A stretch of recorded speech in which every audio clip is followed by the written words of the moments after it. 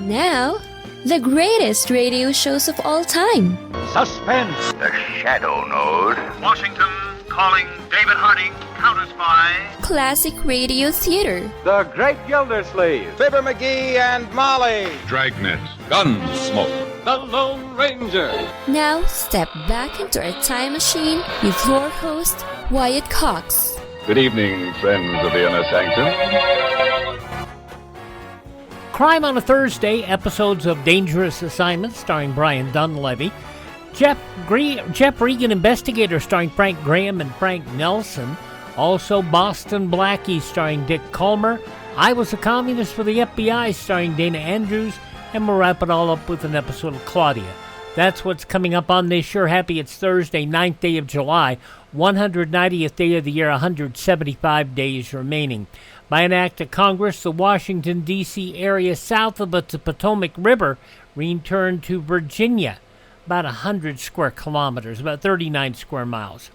President Zachary Taylor died on this date in 1850 of a stomach ailment. Millard Fillmore became the 13th President of the United States on this date in 1850.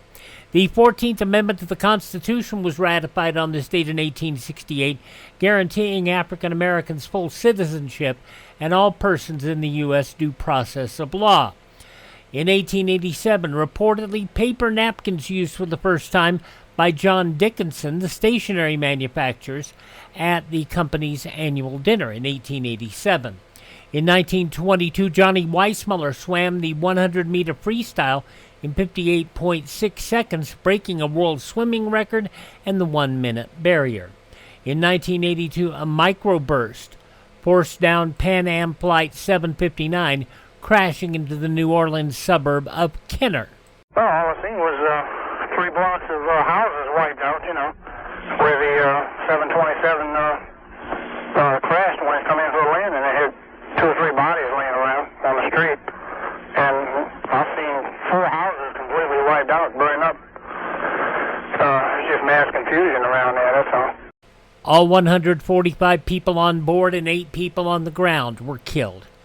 The Grateful Dead performed their last concert of their 30-year career on this date in 1995 at Soldier Field in Chicago. The Nevada State Athletic Commission rescinded Mike Tyson's boxing license and fined him $3 million in response to misconduct during his fight against Evander Holyfield. Attorney Oscar Goodman pled Tyson's case. Mike Tyson, through 13 years, has lived an exemplary life in the ring. The commission would restore Tyson's license in October of 1998, a year later. By the way, Tyson's lawyer, you heard there, Oscar Goodman, he was a former mob lawyer, and he was elected mayor of Las Vegas 2 years later. He served from 1999 to 2011. In 2004, a Senate Intelligence Committee report concluded the CIA had provided unfounded assessments of the threat posed by Iraq that the Bush administration relied on to justify going to war. The largest Russian-U.S. spy swap since the Cold War took place on this date in 2010 on a remote stretch of Vienna airport tarmac as planes from New York and Moscow arrived within minutes of each other, with 10 Russian sleeper agents and 4 prisoners accused by Russia of spying for the West. Russian expert Edward Lucas said it was a deal that had to be done. If it had come to a full trial, there would have been dirty laundry on both sides, and also there'd be more about their methods and sources and tactics which would have come out. And it was a year ago today Earth completed its shortest recorded day due to a slight acceleration in rotation, July 9th lasting about 1.3 to 1.6 milliseconds less than 24 hours. Passing away on this date in history, Eric Seberide. In the end, of course, it is not one's employers or colleagues that sustain one quite so much as the listening public when it be so minded. And I have found that it applies only one consistent test, not agreement with one on substance, but the perception of honesty and fair intent. There is in the American people a tough, undiminished instinct for what is fair. Rightly or wrongly, I have the feeling that I have passed that test. I shall wear this like a medal. Millions have listened intently and indifferently, in agreement and in powerful disagreement. Tens of thousands have written their thoughts to me. I will feel always that I stand in their midst. This was Eric Severide in Washington. Thank you and goodbye. Severide was with CBS News from 1939 to 1977, one of Murrow's boys. He was the first to report the fall of Paris in 1940 when the city was captured by German forces. He followed in Murrow's footsteps as a commentator on the CBS Evening News for 13 years. He was recognized with Emmy and Peabody Awards. Eric Severide passing away on this date in 1992. That was his farewell, by the way, from November of 1977. Also passing away on this date in history, attorney Melvin Belli, actor Rod Steiger, Wheezy Jefferson on The Jeffersons, Isabel Sanford, businessman and politician Ross Perot, actor Rip Torn, and a wonderful character actor who made it to 102, the wonderful Charles Lane. I was always plagued, incidentally, by having to play with the big star. I could never play with the second woman or the second man or the comedian. I always had to play with the big star. So I went through life in total terror all my life. Yeah. Who now? Clark Gable, a big star. Yes, one of my favorites. Yeah. He was a lovely man, and I think of him with great affection. Yeah. He was a man that, like some of those other very big stars, had very little security. I remember a story I tell about Clark. We were doing a theater picture. We were working in the old Wilshire Rebuild Theater in Los Angeles. And this was at the height of his career. Mm-hmm. And we had to go out to lunch. There was no commissary. And I wasn't terribly hungry, so I came back about a half an hour early, and there were two grips eating their lunch out of a paper sack. And Gable rehearsing, all by himself, up and down in the aisle, half an hour before the call. Mm-hmm. And I remember going up to him and saying, "What in God's name are you doing?" And he said, "Oh, Charlie, I've got to do something about this. I stink in this so terribly." Which was a remarkable thing, to be rehearsing a half an hour before the call at the height of his career with nobody else there. Yeah. But that was sort of typical. From his roles in Frank Capra films, including Mr. Smith Goes to Washington, Arsenic and Old Lace, he was also the bank auditor in It's a Wonderful Life, to television roles. Homer Bedloe on Petticoat Junction, the guy always trying to shut down the old Cannonball. And I Love Lucy and The Lucy Show. Did such wonderful roles. His last role was at the age of 101 as a narrator. He died at the age of 102 on this date in 2007. And he lived a wonderful life. Birthdays on this date include the fellow who played Mingo on Daniel Boone, Ed Ames. 1967. Sometimes in the morning, when shadows are deep, I lie here beside you, just watching you sleep. And sometimes I whisper what I'm thinking of, my cup runneth over with love.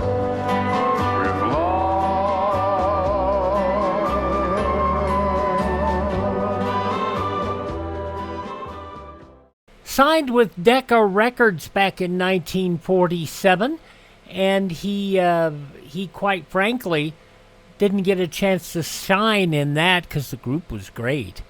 But then he went on to do that single, My Cup Runneth Over with Love. Wonderful piece of music. And while we remember him well for his role as Mingo in Daniel Boone, he went on to the Tonight Show one night in 1965 and demonstrated how to throw a tomahawk. And he threw a tomahawk into a board, a piece of wood that was painted up to be a cowboy. And the tomahawk landed directly in the crotch. And Johnny Carson said, "I didn't even know you were Jewish." Ed Ames, born on this date in history. We lost him 3 years ago at the age of 95. Also born on this date in history, inventor Elias Howe. Actor, director, singer Vince Edwards, best remembered as Ben Casey. Lee Hazelwood, Some Velvet Morning When I'm Straight. Richard Roundtree, Shaft in the movies, born on this date. And O.J. Simpson. We lost him 2 years ago. O.J. Simpson, born on this date in history. Hi, this is Jeff Foxworthy. It is now time for the birthday announcements. The following people are now officially older than dirt. He's written 105 novels, sold 450 million copies. Dean R. Koontz is 81 today. John Tesh is 44. From L.A. Law and NYPD Blue, Jimmy Smits is 71. When you try to hurl that word liberal at my feet, it won't work, Senator, because I will pick up that label and I will wear it as a badge of honor. From The West Wing, Jimmy Smits, 71 today. Tom Hanks turned 70. These pilots were not behaving like human beings, like people who are experiencing this for the first time. Well, they may not be reacting like you did. Immediately after the bird strike, they are turning back for the airport, just as in the computer sims, correct? That is correct. They obviously knew the turn and exactly what heading to fly. They did not run a check. They did not switch on the APU. They had all the same parameters that you faced. No one warned us. No one said you are going to lose both engines at a lower altitude than any jet in history. But be cool. Just make a left turn for LaGuardia like you're going back to pick up the milk. This was dual engine loss at 2,800 feet, followed by an immediate water landing with 155 souls on board. No one has ever trained for an incident like that. No one. From the 2016 motion picture Sully, Tom Hanks, 70. From Top Gun, Kelly McGillis is 69. Kevin Nash, Big Sexy Diesel, whatever you want to call him. Kevin Nash, 67 today, the pro wrestler. Musician Courtney Love is 62. Another great wrestler, now with All Elite Wrestling, Sheldon Benjamin, 51. From the Wonder Years, Fred Savage is 50. And from the Chronicles of Narnia, Georgie Henley is 31. Those just a few of the people celebrating the 9th day of July as their birthday. If this is your birthday... Hi, we're the Four Freshmen, and we just want to say, Happy birthday to you!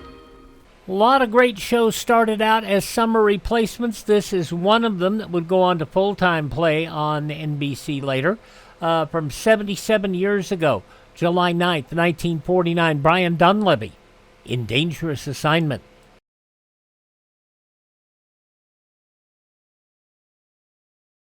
Civil defense is common sense. This is Fred McMurray. Home shelters can be built for as little as $100. Simple plans for building inexpensive home shelters are available free from your Civil Defense office. Ask for a copy of the Family Fallout Shelter booklet.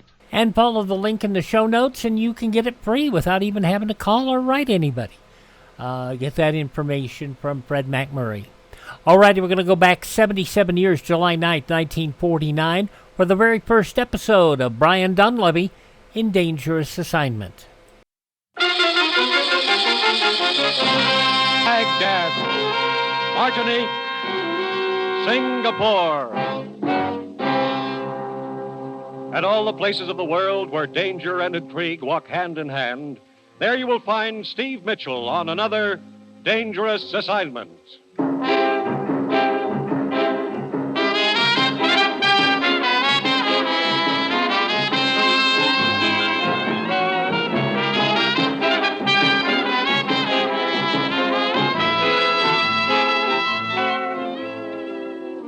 The National Broadcasting Company presents the first in an exciting new adventure series, Dangerous Assignment, starring Brian Donlevy as Steve Mitchell.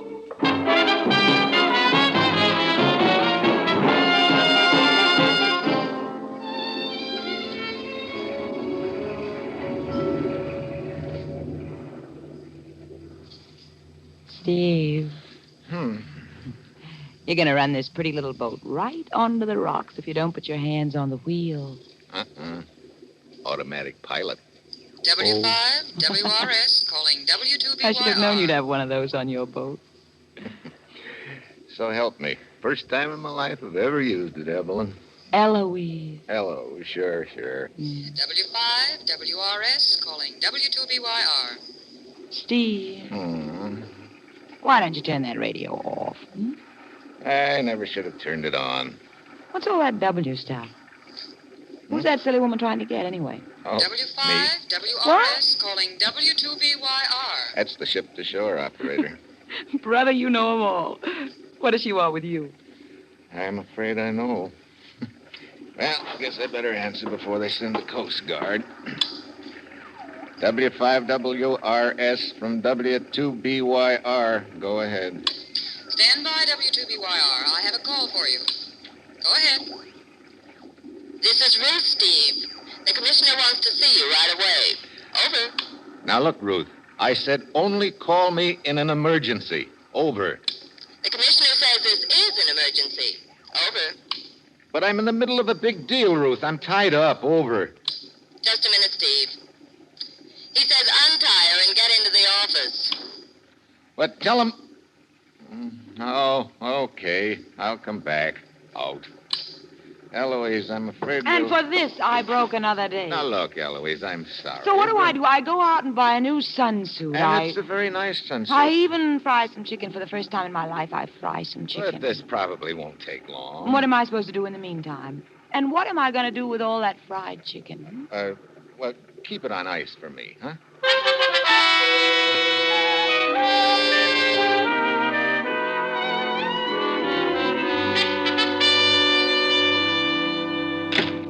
Hello, Commissioner. Steve, I trust you concluded your big deal satisfactorily. Well, Uh-huh. Steve, ever hear of the Throp Foundation? Throp Foundation? Sure. That's the private charity that's been sending a lot of relief shipments to Europe. Right. They've done quite a job over there. Tons of food and medical supplies. Yeah, that's the outfit. What about them? Their last 3 shipments to Sicily have been stolen. Oh? You mean off the boat? No, from the Foundation's warehouse in Messina, Sicily. I see. We've been instructed to get to the bottom of it. As usual, you'll pose as a foreign correspondent. Ruth has your credentials in order. Okay. On the surface, your assignment will be to write a story about the stolen shipments. Actually, I want you to find out who's been stealing those shipments. And to be frank, Steve, I'm sending you into a pretty nasty situation over there. What do you mean? The Throp Foundation has had 2 men working on this case. One of them has been missing for 2 weeks. What about the other one? Oh, they found him all right. His throat had been cut. Well, that's reassuring. We're sending you because we think you can take care of yourself and handle the danger. When do you want me to leave? Good. As soon as possible. Now, if you need help or information once you get to Sicily, contact Emilio Donati in Messina. Who's Emilio Donati? He runs a bar in Messina. We think he's a friend of ours. Okay. There's just one more thing I should warn you about, Steve. You know, you're making this assignment sound real attractive, Commissioner. What is it? I guess you've heard of the Sicilian bandit they call Lorenzo. Yeah, who hasn't? He's got the whole countryside terrorized. Steve, I don't know whether he has anything to do with all this or not, but if he has, watch yourself. Yep. Looks like I got a real honey this time. You did. But it's vital to us that those relief shipments get through. Trouble usually starts from empty stomachs. Yeah. That's all. You've got your assignment, Steve. Your plane leaves in 2 hours. Good luck.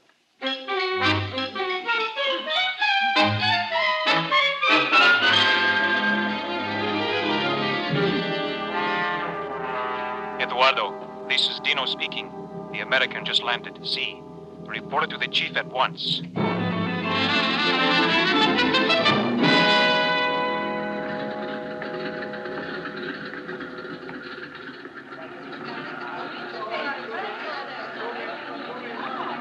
Signore, taxi, eh? You want a taxi, signore? Yeah. Hey, look, driver, you know your way around Messina pretty well, huh? Sure. I live here most of my life, signore. At the age of 3, I was brought here from Palermo. So I know every house, every street, every building, every bar. Yeah. Okay, so you know your city. Now, take me to the Throp Foundation warehouse. Again? Throp Foundation warehouse. You know where it is? Throp? No. Throp. It's a...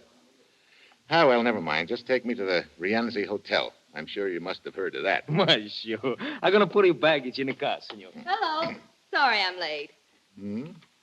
You're not late. You're just in time. I heard you inquiring for the Throp Foundation, so you must be Ralph Gillette.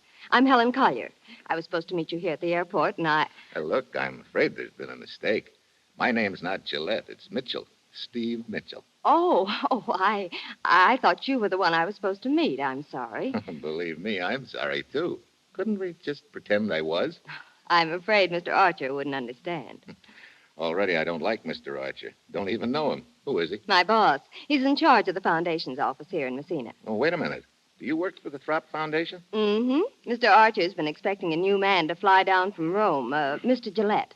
I thought you were he. Oh. I wonder if you'd tell me where the foundation office is. I'm a foreign correspondent, and I'd like an interview with your boss. Oh, well, I could go with you and show you where it is, because it doesn't look like Mr. Gillette is on the plane anyway. Fine. I have a cab over here.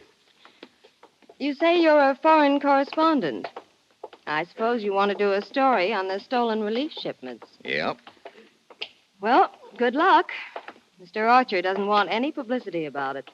Thinks it would have an adverse effect on donations from the States. Oh, well, here we are. Pardon us, gentlemen. Si, signor.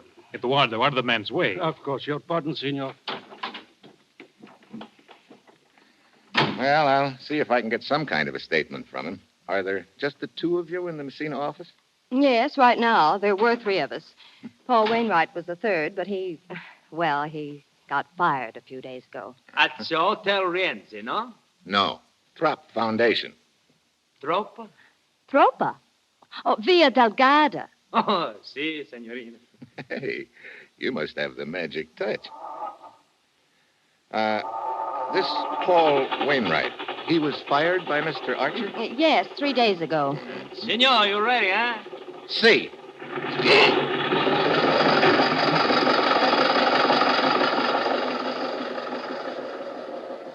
Did you hear what the signorina told the driver? Si, Eduardo. Via Delgada. That is the address of the Throp Foundation. I will report it. You follow the American.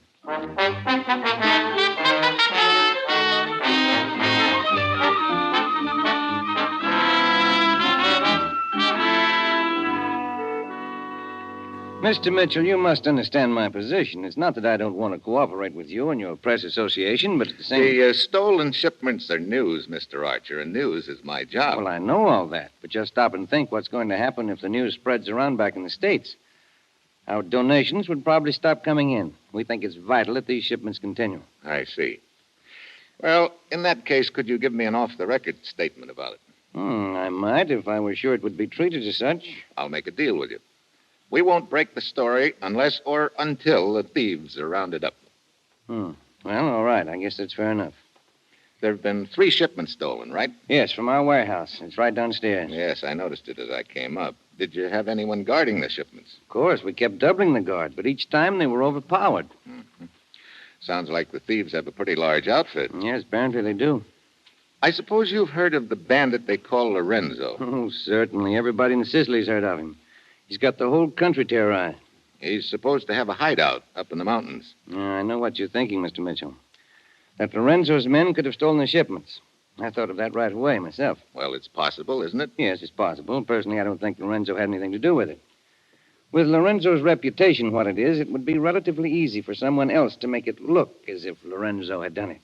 That's an interesting thought. Incidentally, you fired one of your men a few days ago, didn't you? Paul Wainwright?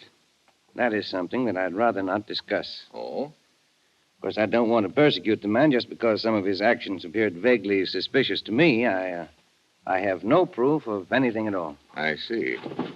Well, thanks for the information. I'll see you later.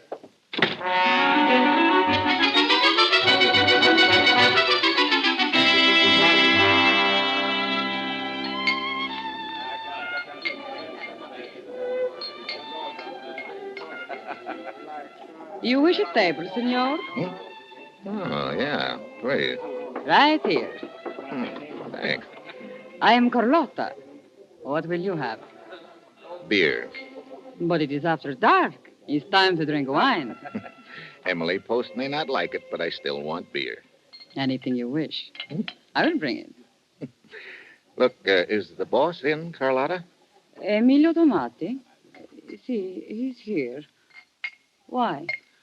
I like the scenery. I might set up a charge account. Where is he?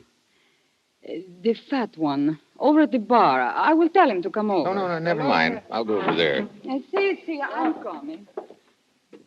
Emilio Donati? So I am called, senor. I told a friend of mine in the States I'd say hello to you. So?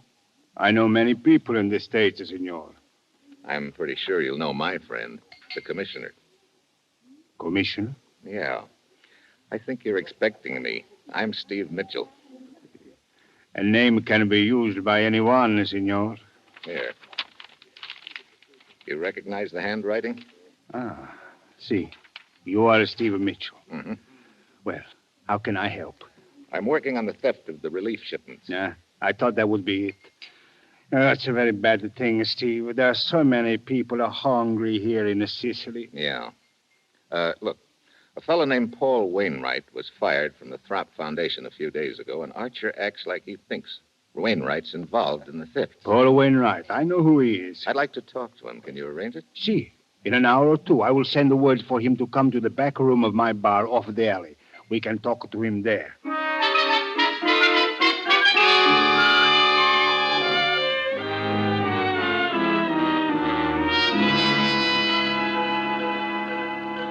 Quarter after 11. Wainwright ought to be showing up pretty soon, hadn't he? See, he should have been here by now, Steve.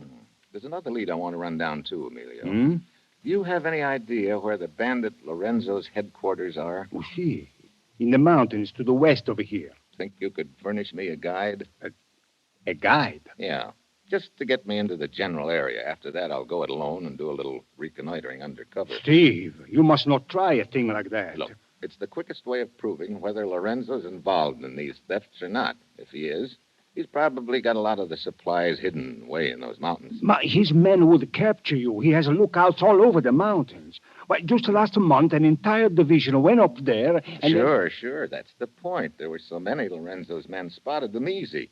But one man alone in the brush could be hard to find. Steve, Lorenzo has a small army of cutthroats up there. They are fanatically loyal to him. Could you get me a guide?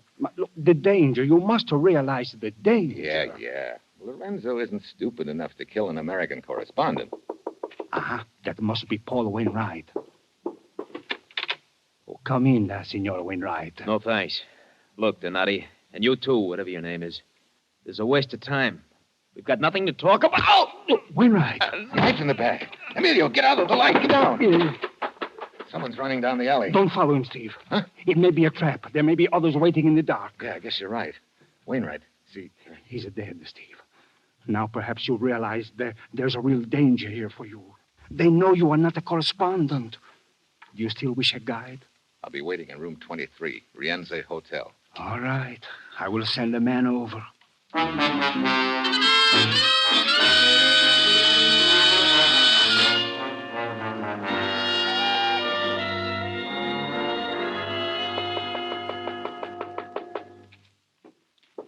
Signor Mitchell? Yeah.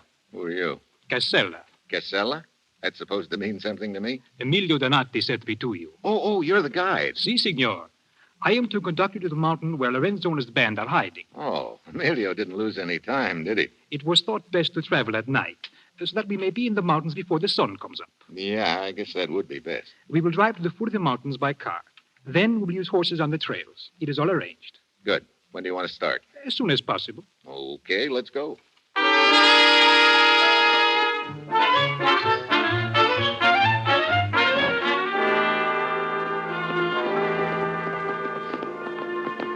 Hey, pretty narrow trail up here, Casella. Si, signor.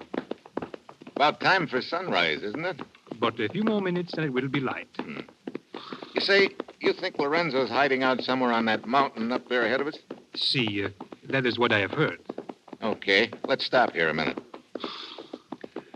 I'll go it alone from here, Casella. There's no point in your going any farther. Thanks very much. Si, signor. You're right. There is no point in going any farther. Put your hands in front of you. What? Do as I say, signor. I am going to tie your hands. Look, what is this anyway? Hey, wait a minute. You're one of Lorenzo's men. So true, Signor. It will do you no good to resist. Do not try to escape. There's a man blocking your trail. See? He has a gun. Okay, I'll try it through you. Stop! Come on. Stop! I'm coming through. Eduardo, quick! Come and help me! Eduardo, help! Okay, Casella. That's for the double cross, Bob. Senor, I have a gun! I said stop! Okay. Looks like you win. Good. Now I tell you. Hold your hands up. Okay. Here's one of them. All right, senor. I will use the gun this way. So, Senor Mitchell. Casella, are you all right? See, I think so. Except my nose. It is bleeding. Fool, you deserve it. Come, we'll take the American to Lorenzo.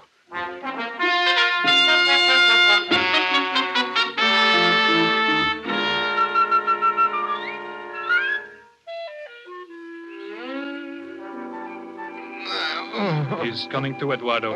Hotel Lorenzo. See? Oh. Casella. See, Casella.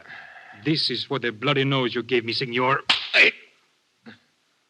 Well, thanks. Looks like I got taken for the well-known ride. I thought Emilio Donato was a friend. Sometimes it is difficult to know who your friends are. You're so right.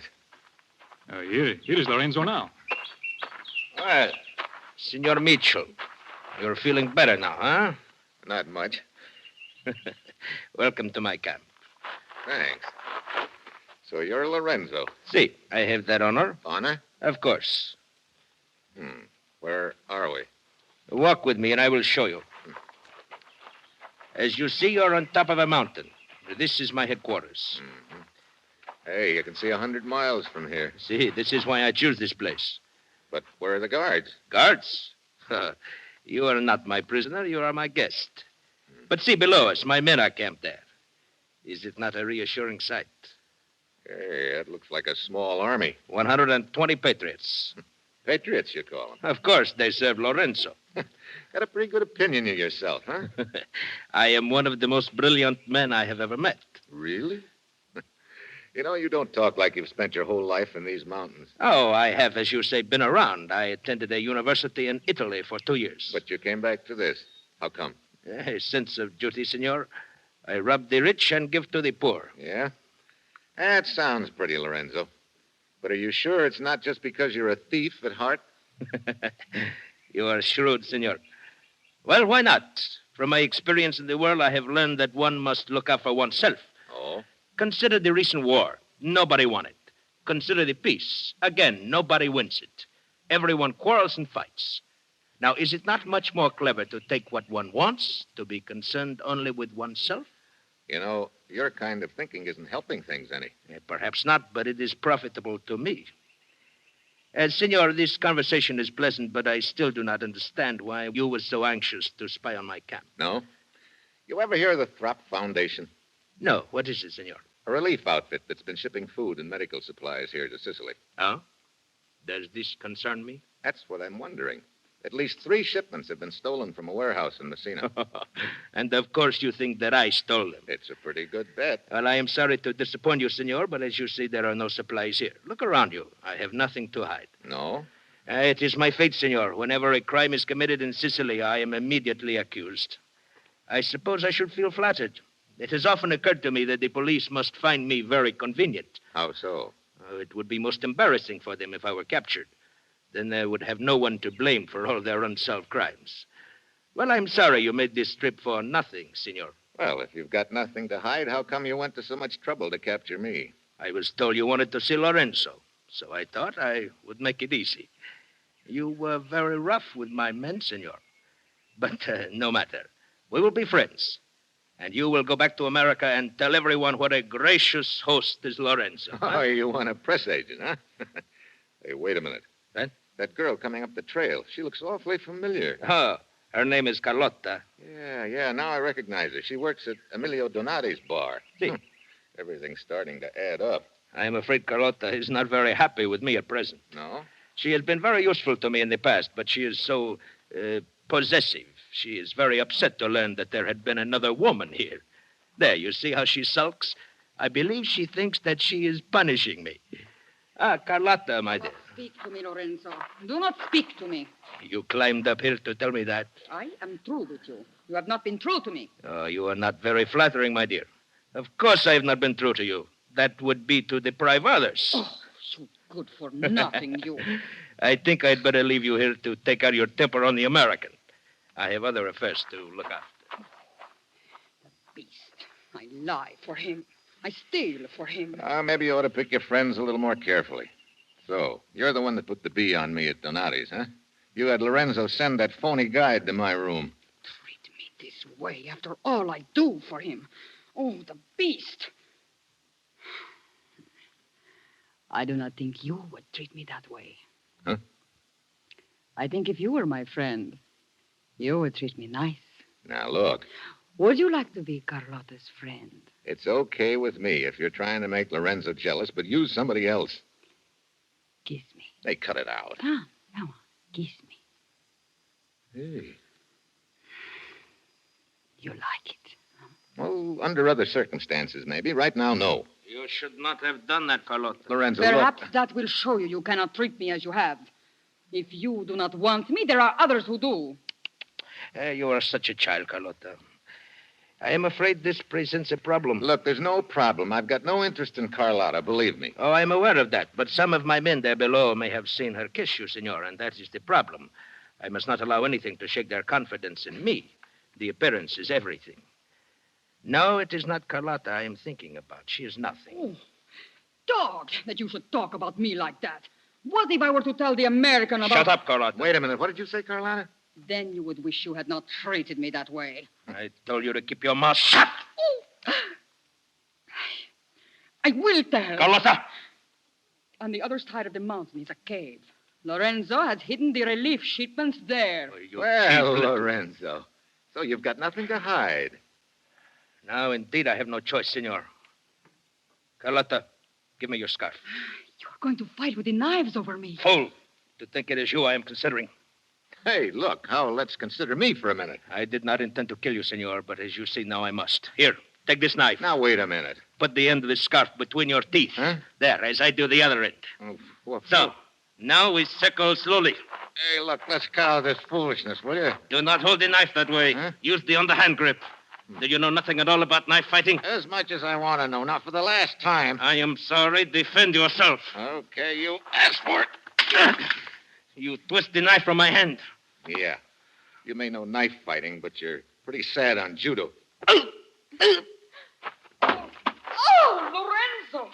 You've killed Lorenzo. Just a rabbit punch, lady. Won't even leave a scar. So long. Dog of a dog.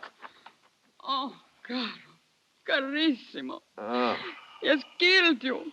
Oh, Lorenzo. Lorenzo. Will you stop that silly babbling? Lorenzo, you are all right. See, except the back of my neck. I will tell your men to go after him. No, this is a personal matter. They might find it hard to understand how the American escaped from me. I will go after him alone. I will go with you. You will wait here, Carlotta. I will attend to you when I return. Lorenzo. I may be gone until dark, because if I do not find the American, then there is someone in Messina I must talk to. Now get me my horse.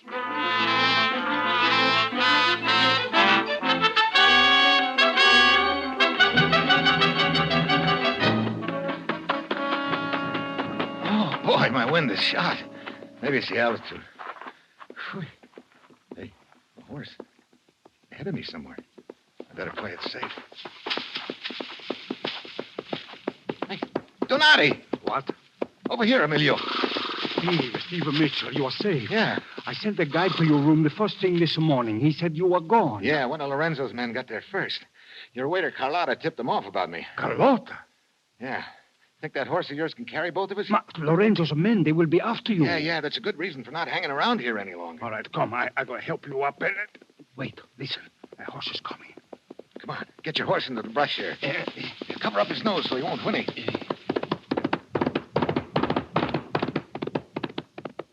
Steve, it's Lorenzo. He's alone. Yeah, heading towards Messina, too. Look, I have a gun. We can capture him. No, not yet, Emilio. Come on. We'll give him the lead, then follow him into Messina. It's possible he's got more on his mind than just finding me. If so, I want to know what it is.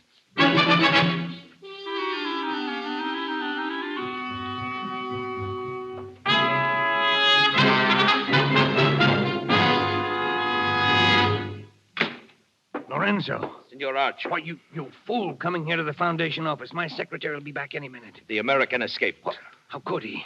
We will not go into that. Oh, you stupid fool. You've ruined everything. Mitchell must know all about the stolen shipments now. See, he knows I stole them, but he does not know that you are involved, Archer. He might as well. We're through now, Lorenzo. Through. And all because of your stupidity. Do not talk that way to me, Archer. I planned it so well. Even when Paul Wainwright became suspicious, I fired him. Then I had his mouth shut permanently.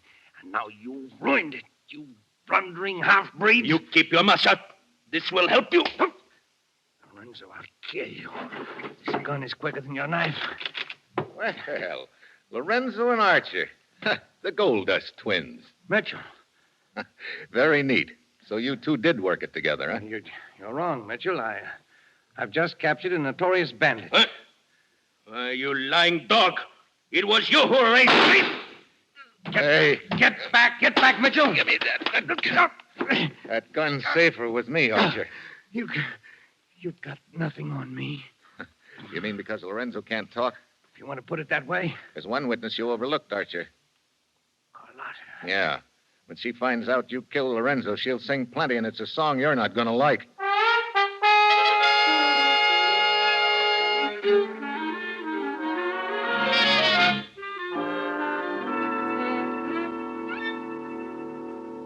Well, did you send your reporter to the commissioner, Steve? Yeah, I called him. He said the Throp Foundation had sent a new man over to head up the office here. Well, and now you can relax for a few days. We're going to eat and drink and have a good time. You will have such a food as you never tasted. Scaloppini, escarole, a pizza that melts in your mouth. That sounds fine, Emilio, but I think I'll be heading back to the States. Now, what's the hurry? Well, someone back there is keeping some fried chicken on ice for me. Well, fried chicken? Yeah. It's got to be eaten on a boat, too. Steve, I don't understand. What's so special about eating fried chicken on a boat? Well, you see, she's not the chicken. That is, Oh, well, just take my word for it, huh? So long, Emilio.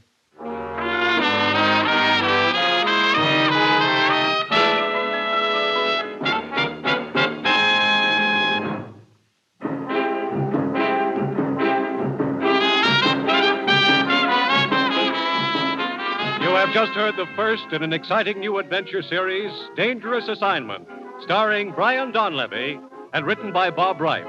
This program was directed by Bill Karn with music by Bruce Ashley. Be with us again next week at this same time when Brian Donlevy, as Steve Mitchell, embarks on another Dangerous Assignment. This is NBC, the National Broadcasting Company.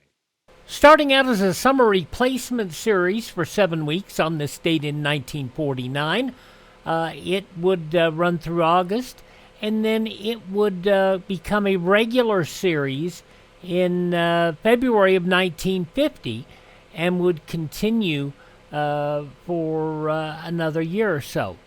160 episodes in the radio series, which would continue through 1963.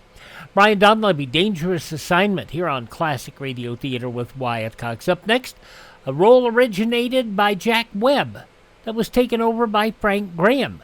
Jeff Regan Investigator is next.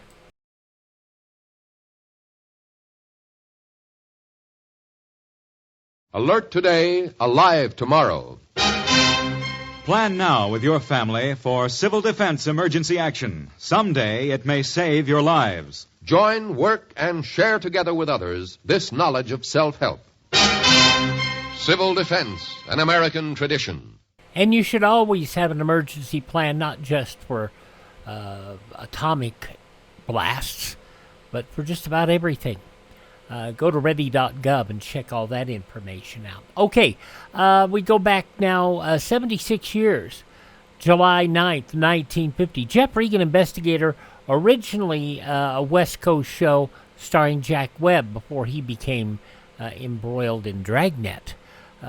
Frank Graham and Frank Nelson, who was the lion in this. Let's listen to the program from 76 years ago. Weird titles on these shows. She's lovely, she's engaged, and she eats soybeans.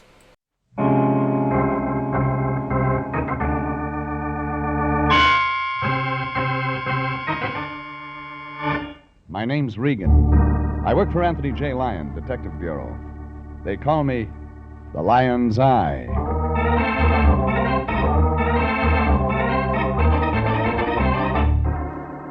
Sunday at 8:30, and CBS brings you Jeff Regan Investigator, starring Frank Graham as Regan, with Frank Nelson as Anthony J. Lyon. So stand by for mystery and suspense and adventure in tonight's transcribed story. She's lovely, she's engaged, she eats soybeans.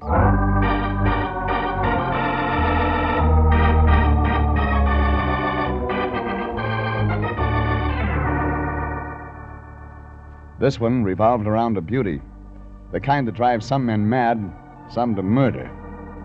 Her name, last week, was Miss Fireworks on the 4th, but she didn't have to worry about catching on fire. Everything was insured. But there was somebody that didn't like her in a bathing suit, and a big guy that shot skeet and never missed. But once. I got a call from my boss, the Lion, last Wednesday morning before breakfast. Said he had to see me right away. When I got down to the detective bureau, the Lion was chewing slowly and holding a Picture, Jeffrey. A photograph, to be exact. Chewing your cud, Lion? Wheat kernels, Jeffrey. Sunny fruit of Mother Earth. I saved some for your breakfast. Where's the marmalade? Don't scoff, my boy. These golden grains of patented wheat. Who's got a patent on wheat?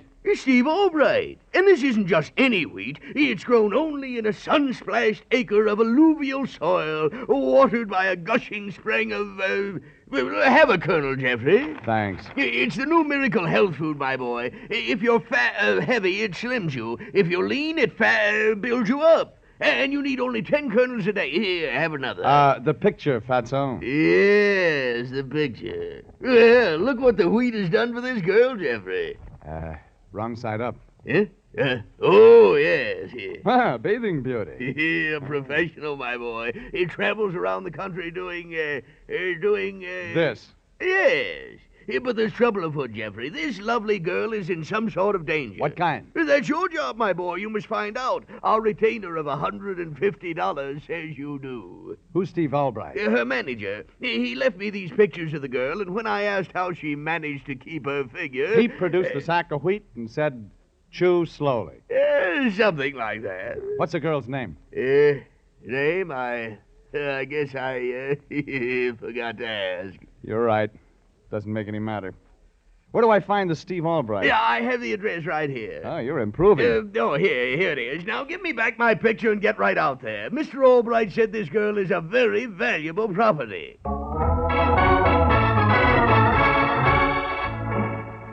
Some photographs lie, but these told the truth.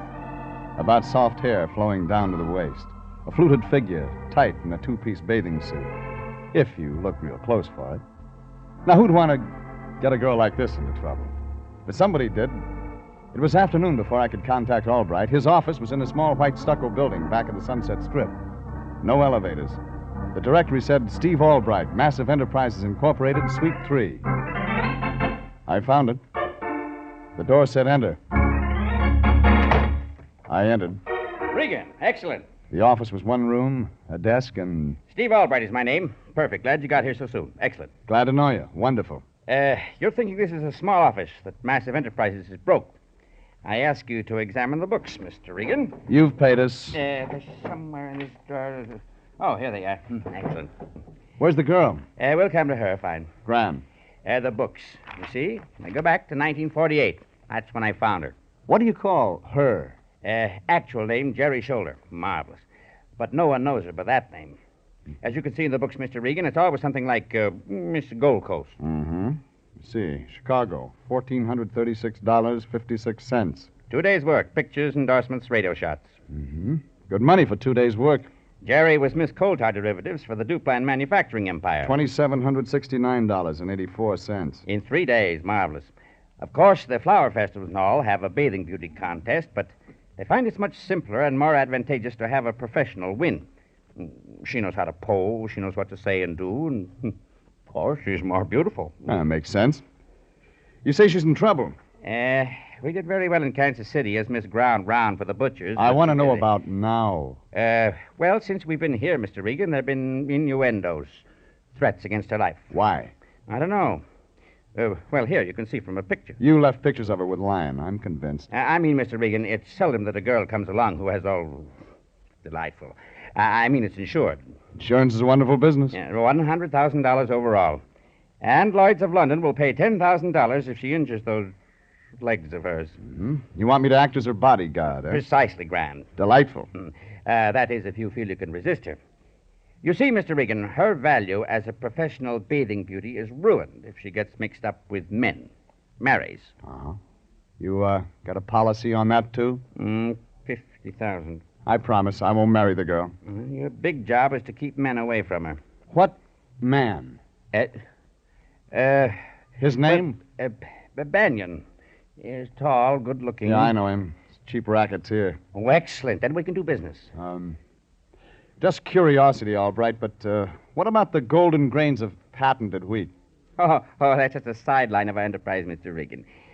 Women wonder how Jerry Shoulder managed to keep what you see in this photograph, so we started a little health food business on the side. Yeah, another thing, if something happens to Jerry Shoulder, who gets the insurance money? Massive Enterprises. Which is? Me. I checked the insurance policies. They seemed genuine. I asked where I could find Jerry Shoulder and was told the beauty parlor. Where else? And that's where I headed, only instead of a parlor, it was a beauty salon. The doors were plate glass, the doorman an electric eye. The plate glass swung out. I swung in.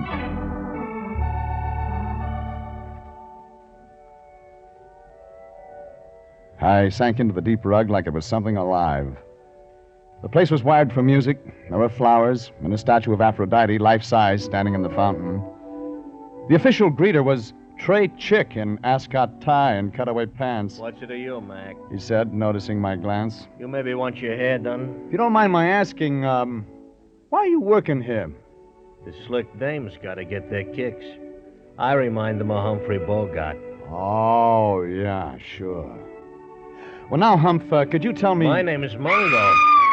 Who was that? Just a dame getting beautiful. You was Aston? I'm looking for a girl named Jerry Shoulder. All right, wise gang. In here. Mr. Banyan will want to talk to you.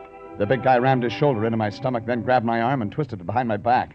He opened a door and shoved me into a room. He locked the door from the outside.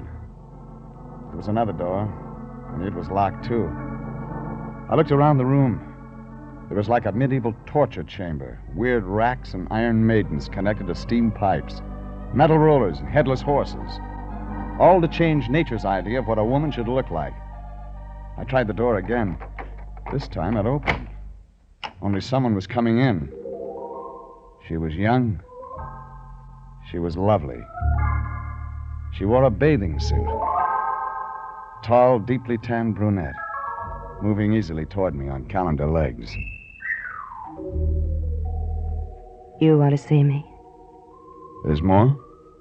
I'm Jerry Shoulder. I thought maybe. I don't get to meet men. I'm sorry you caught me looking like this. It's all right. You see, I just had my hair done and had to wrap it in a towel. Oh, yeah. Mungo tried to keep me out of here, but I persuaded him to let me come in. You wanted me for something? I'm your new bodyguard, lady. Steve's starting that again. Doesn't want you to get into trouble. Oh, you wouldn't let anything happen to me, would you, Mr. Regan? Oh, Mr. Regan, the lion's eye.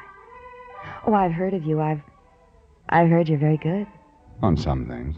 Well, you mustn't pay too much attention to my manager, Your Mr. manager Regan. says you've been threatened. Oh, there must be some mistake. I've never been threatened in my life. Oh, pardon me while I climb up on my horse. Huh? Oh. There. Yeah. No, don't leave, Mr. Regan. Stay right here. It's time for my exercise. Do you have any idea who might want to do you bodily harm? I just love exercise, Mr. Regan. Yeah, sure.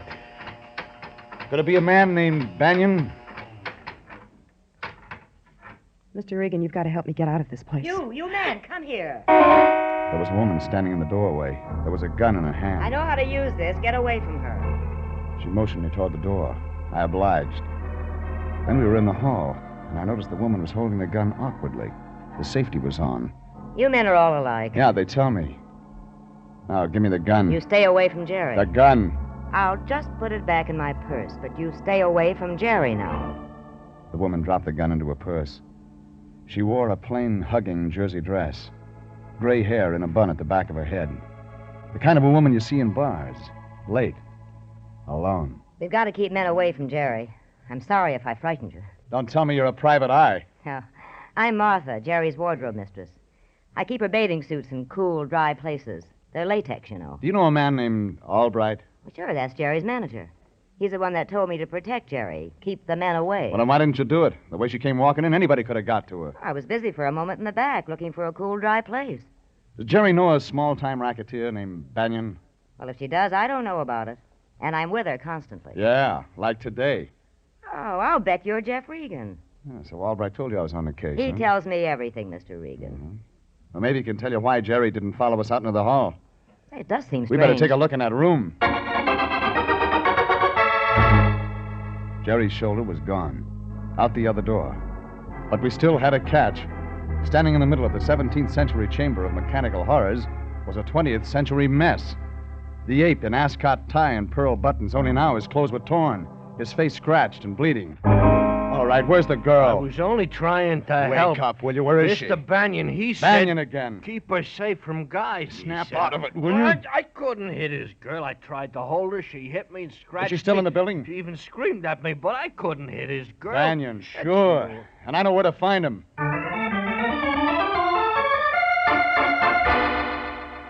Banyan operated out of the 7 Club.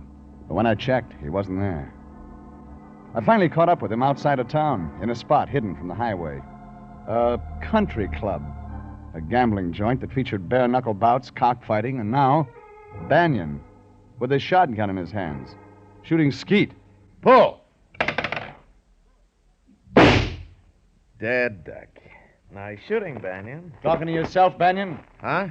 Oh, Regan. Shooting clay pigeons a little out of your line, isn't it, Banyan? Clay pigeons? You never know which way they'll fly. Sharpens the eye. Pull. Yeah. Makes it easy when you're trying for a larger target. Nice spot you got here. Doesn't belong to me if that's what you're after. No. The way I read it, brand new beauty parlor belongs to you. Likewise, a guy named Mungo. That's your new front. Regan, it's a salon. Oh, yeah, I thought. What I'm after, Banyan, is a girl named Jerry Shoulder. Never heard of her. Beautiful, isn't she? Very. Look, I'm playing for keeps. Oh? You won't mind if I just slip a few more shells into my shotgun? Just remember, I don't scare. Oh, I'd almost forgotten. Open up, Banyan. Jerry Shoulder. You know what my enemies are saying, Regan? That Jerry Shoulder's as good as dead. Pull! You missed. This time. I checked the club grounds. No Jerry Shoulder. She wasn't with Banyan. I headed back to L.A. fast.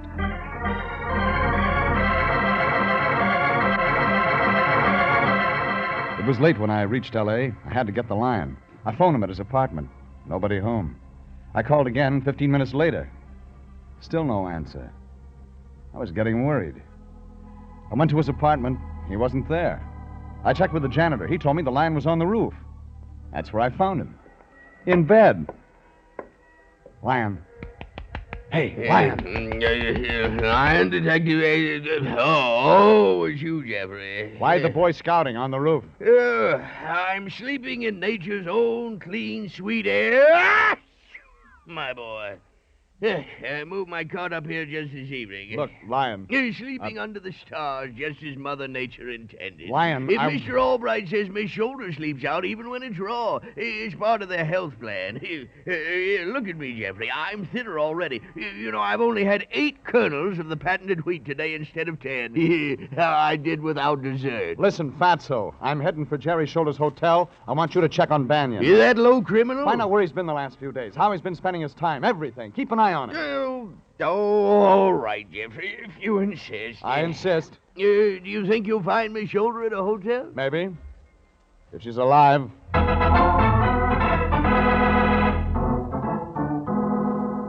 I dropped the Lion off at police headquarters to get a rundown on Banyan. Then I drove to Jerry Shoulder's apartment hotel. The street was quiet and deserted. Most of the windows were black, just a few lights here and there. Patio balconies. Very swank. Inside, there was a self-help elevator. I went up.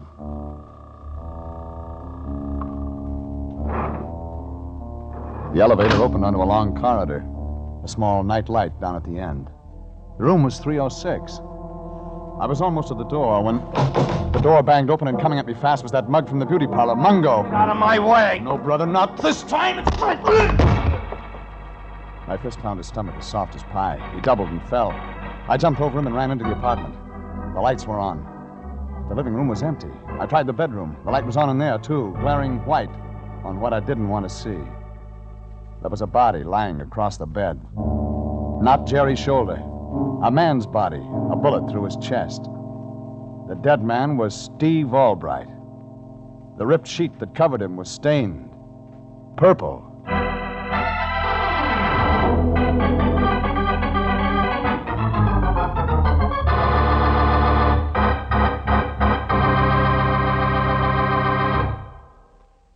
This is CBS, and you are listening to tonight's adventure with Jeff Regan, Investigator, entitled She's Lovely, She's Engaged, She Eats Soybeans.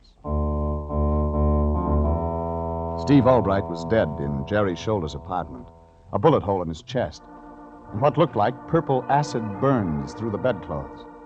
I'd caught Mungo, the well-dressed ape from the beauty parlor, coming out of the apartment door, and I knew that Mungo worked for Banyan, the racketeer. Albright had hired me as Jerry Shoulder's bodyguard. He'd have done better to have hired me as his. I called Candid at Homicide. Now, the police photographers were gone. We were waiting for the coroner, Candid sitting on the bed next to Albright's body. Candid was eating Fig Newtons. Well, I'm glad you held on to Mungo, Regan. You think he did it, Candid? Open and shut case. You know, Jerry Shoulder was insured, but plenty. Yeah, you said. I called the night number of the insurance company right after I called you, Candid. They said all their policies were in effect but one. You know which one? I'm not interested, Regan. I've got the killer. It was the one that would have paid off to Albright. The deceased. If Jerry had married.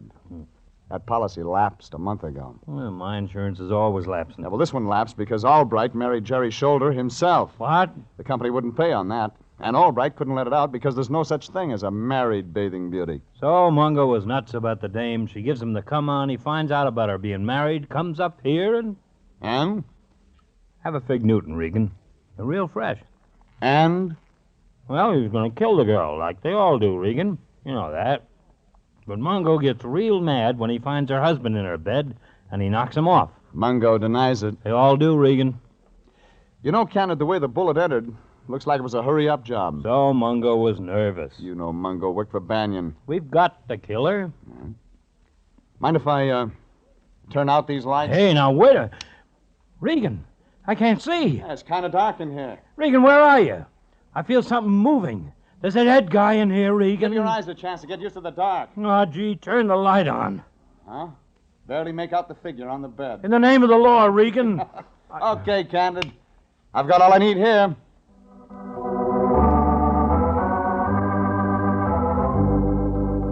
I left Candid and the dead man and headed for my car. But I saw something across the street that stopped me. A long black convertible with the top up. Over the wheel, I could see a face. Banyan. I ran across the street, grabbed the door handle just as the car started to move, opened it, and pulled the handbrake. Take it easy, Regan. You're liable to get hurt. Are you waiting for someone, Banyan? What I do's my business. Been up to Jerry's apartment tonight, Banyan? Cops having a ball over there, Regan? Yeah, a real party. They're serving refreshments. Fig Newtons. I stopped laughing in 29. Maybe you've been in the building. Just got out. You were leaving without saying goodbye. Where's Jerry's shoulder, Regan? Let's look in your car trunk. If anything happened to that girl, I'm holding you responsible. Put that gun away. She's the only clean, decent thing I've ever had in my life. Something a peeper like you wouldn't understand. Try me. Jerry's shoulder and I are engaged to be married. You'll have to stand in line. Yeah? Quitting the racket. Sure, at first I was just playing around with Jerry, but then I found she was... different. A decent dame. You've known Jerry's shoulder how long, Banyan? 3 weeks? Ever since she's been in town. Yeah, maybe 3 weeks. How'd you meet her? I answered a Lonely Hearts ad. Look, Banyan, I know you started that beauty shop front so you could meet Jerry there, or have her brought there so you could be nearer. Oh, let's stop fishing. Sorry, time's running out, Banyan. I gotta give it to you straight. Jerry Shoulder was married to Steve Albright. What? Why, you lying. Somebody's been killed in Jerry Shoulder's bed, and it looks like it might be her hubby. Maybe you better go take a look. Banyan ran upstairs, but I didn't have time to wait for his reaction. I had an appointment at Massive Enterprises.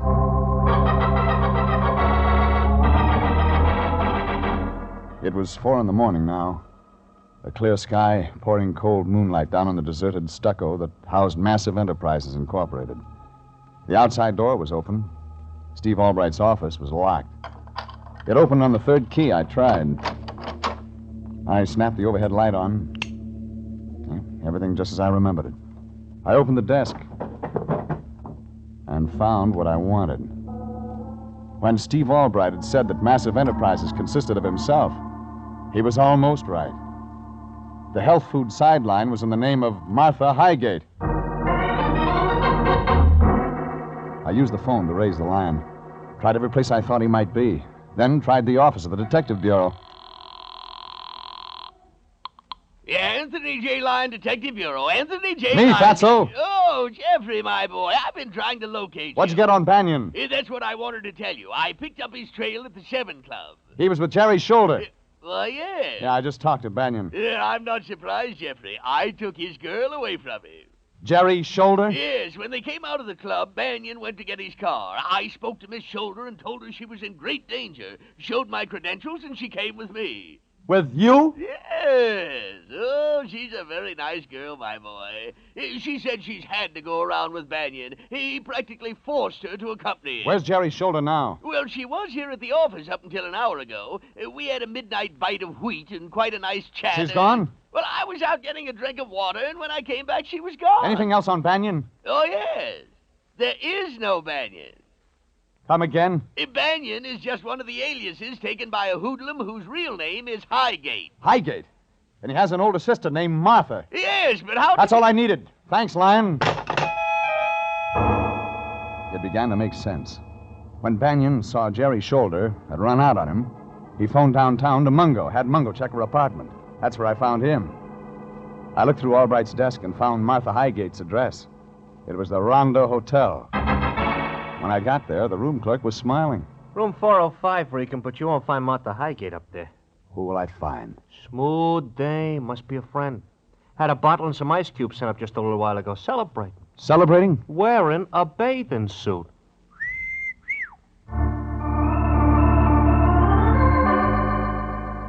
I went upstairs and knocked on the door. I waited. Then I felt the knob turn in my hand. The door opened. And there, in a tight-fitting bathing suit, stood... Come in, Mr. Regan. Hey, wait a minute. You're not Jerry Shoulder. Come in, Mr. Regan. The room was dim, in pink light. There was a rosy globe hanging down from the ceiling. A phonograph was playing. And the woman was the bathing beauty's wardrobe mistress, Martha Highgate. Drink, Mr. Regan. No, thanks, lady. Oh, don't you like me? Just a little. I'll like you more after we talk. Do you like me in this light? See, I kept my figure young, Mr. Regan. You can't cheat Father Time with a pink light, lady. My hair looks almost black if you don't stand too close. It's long, Mr. Regan. You even had the bellboy fooled with that bathing suit and your hair down, Mother. I'm Jerry Shoulder now. It'll take more than wishing to give you what she has, lady. Maybe a little drink will improve your eyesight. No one's eyesight's too good in a darkened bedroom, Martha. Bedroom. You loved Steve Albright, didn't you, Martha? Love Steve? Oh, sure, and he loves me. Yeah, he did all right by you, too. Made you a part of Massive Enterprises, gave you a cut of the profits. But that wasn't enough. You wanted him. I've got him. Oh, no, lady. Somebody's got him now, but not you. Not Jerry Shoulder. Steve Albright is dead. Dead? One thing, lady, you didn't know that Steve and Jerry were married. Stephen? Jerry? Yeah, you should have turned that bedroom light on before you threw that acid. What do you mean? Jerry was on a date tonight with your brother. No. You killed Steve Albright, her husband. Steve? You made certain with a gun. But you couldn't stand the thought of Jerry Shoulder looking beautiful even in death. So you used acid, too. I can use this gun again, Mr. Regan. Oh, no, you won't use it again, Martha. You're a one-time gal. You won't kill again. Don't try me. Give me that gun, Martha. Stand back. Give it to me. All right. The muzzle blast was hot on my face. But Martha was still a poor hand with a gun. The bullet went wild, and I had her by the arms tight. Get your hands off her, Regan. Banyan. Oh, honey, I knew you'd come. I knew you wouldn't let me take him. All right, give me the gun, Regan. One inside your coat, too. That's right. You won't get away with this, Banyan. What's Regan doing here, sis? Shoot him. Kill him, honey. What's Regan doing in your room? Well, he was going to take me in for killing Steve Albright. But now you won't let him. You won't let him, will you, honey? Why the bathing suit? She went up there to kill Jerry's shoulder, Banyan. Why the bathing suit? I'm as beautiful as she is. Jealousy, Banyan. Your sister wanted Steve, but he fell for Jerry. How about it, sis? I wish now they'd been together tonight. I didn't know they were married. I'd have killed both of them. That's why I threw Jerry at you, honey. You wanted her, and I wanted to get rid of her. Oh, gee, I'm glad you showed up, honey. Now, come on, kill Regan. Come on, shoot Regan. No. That's not the way it's going to be. All right, Regan, here's your gun. What? Thanks, Banyan. What are you doing? You're my brother. You can't do that. You can't turn me in. You don't need to worry about Martha, Regan. No, I can't. So Jerry was married. Well, all that's over for me. But you tried to kill her, Martha. So I'm turning you in myself. No, you can't. They'll hurt me. You're my brother. Yes, The woman in the you're my bathing brother. suit, flattered by the rosy light, allowed her brother to take her by the arm and lead her from the room.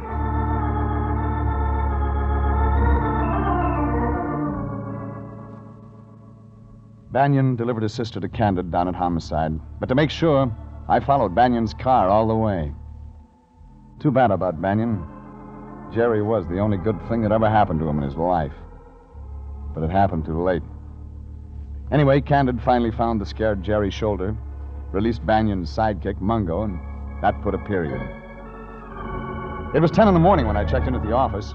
The lion was singing. There was a boy, a very strange, enchanted boy. Oh, nature boy. Oh, Jeffrey. Still packing away the wheat, Fatso? Oh, yes. Notice how much weight I've lost already, my boy. You know, this morning I saw my cheekbones for the first time in years. Oh, eyes sunken, color gray. Jeffrey, I've never felt so healthy. I've been eating nothing but golden grains of patented wheat. Patented? Patented. You know, Miss Shoulder eats nothing but health foods, Jeffrey. Last night she recommended a health food restaurant where we might have lunch. The Grated Garbanzo Grotto. Fine. It serves nothing but the finest dried soybeans. Good. Yes. Raw cabbage. Delicious. Delicious. Choice beech bark. Yummy. Yummy. Yeah, I knew you weren't touching any other kind of food. Oh, health foods, Jeffrey. Nature's boon to mankind. That's why I turned down the invitation for you. Morted mango. Invitation? What invitation? Of course, I'm going. You're going where? Candid's barbecue out at his place. You were invited, but I knew you wouldn't be interested. Barbecue? No, you wouldn't want hot buttered corn. Corn? Rich Caesar salad. Salad. Mounds of golden brown French fried potatoes. Oh. Steaks 4 inches thick. So long, Lion. Jeffrey, wait for me!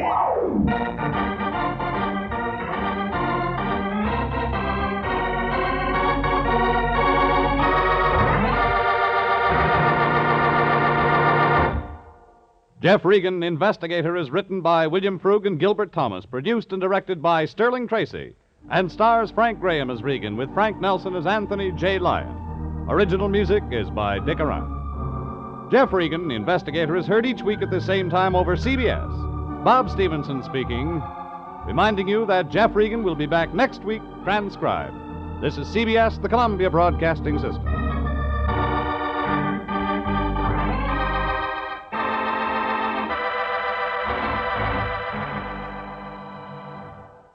Jeff Regan Investigator ran on CBS from July 10th to December 18th, 1948, although in the very first episode it was referred to as Joe Canto Private Eye. Webb previously had starred on the Mutual program Johnny Madero Pier 23, and then Wilms Herbert or Herb Butterfield portrayed Anthony J. Lyon during that 6-month run of the series. The show went on hiatus, and Webb asked for too much money. That's why the show ended. He, according to William Frug, he wanted $15 more than CBS wanted to pay him.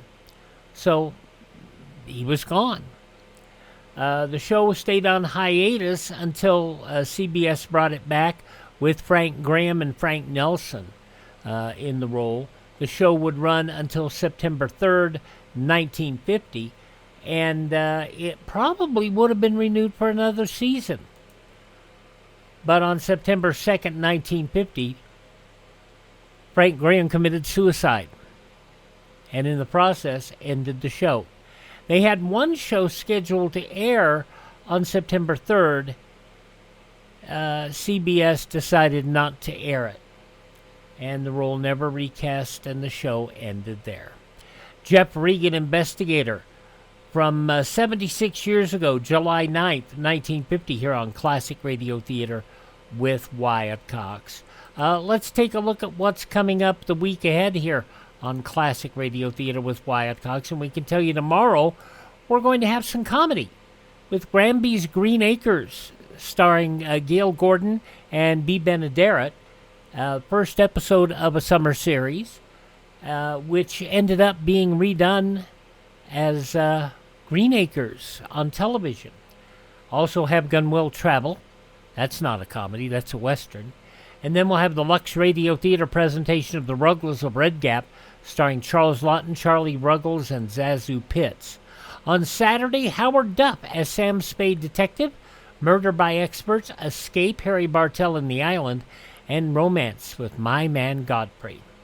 On Sunday, Philip Marlowe, Screen Guild Theater, Mickey Rooney and Frank Morgan in The Human Comedy, and the Lux Radio Theater production of Air Force, starring George Raft and Harry Carey. On Monday, we will have a 1958 episode of Suspense, along with the 1950 summer replacement of Suspense, Somebody Knows. That show was trying to help solve unsolved murders. Alan Ladd, Box 13 from 1949, and the CBS Radio Workshop production of The Case of the White Kitten. Tuesday, we will have Dragnet, Escape, Wanted, and Stan Freberg. On Wednesday, we will have Rogers of the Gazette, starring Will Rogers Jr., Roy Rogers, also Fort Laramie, and Gunsmoke.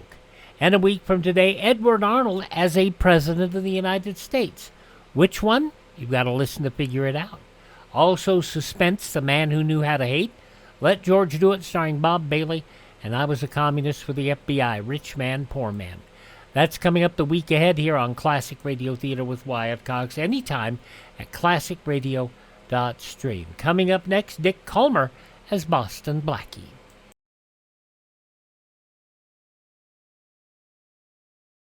Civil defense is common sense. This is Boris Karloff. No one can guarantee the survival of every home during a nuclear war, but a strong civil defense can save millions of lives. Make sure that yours is one of them. Learn how to protect your home. Call Civil Defense today. We continue now on Classic Radio Theater with Wyatt Cox. Dick Kollmar as Boston Blackie from 80 years ago. July 9th, 1946, The Skating Rink Murders.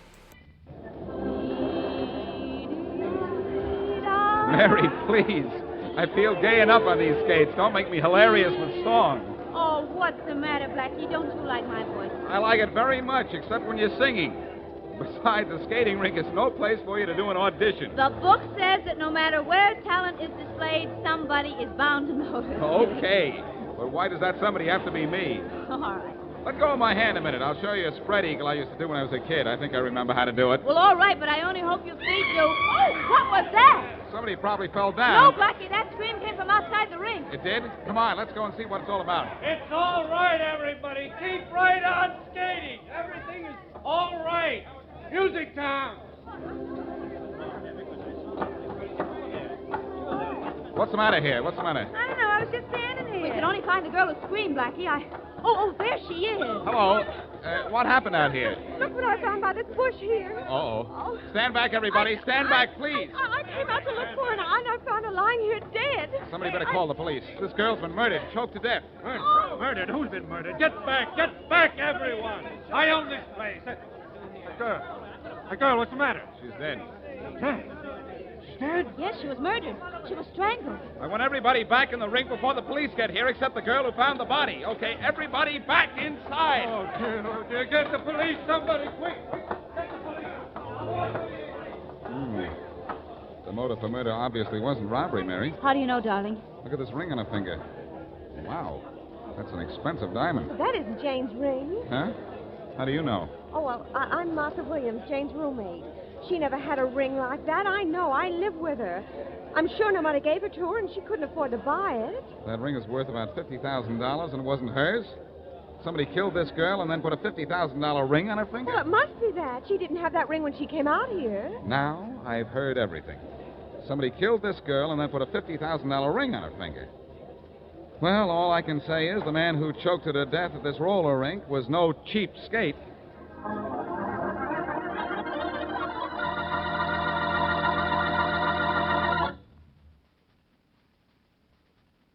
And now back to Dick Kollmar as Boston Blackie. Enemy to those who make him an enemy, friend to those who have no friend.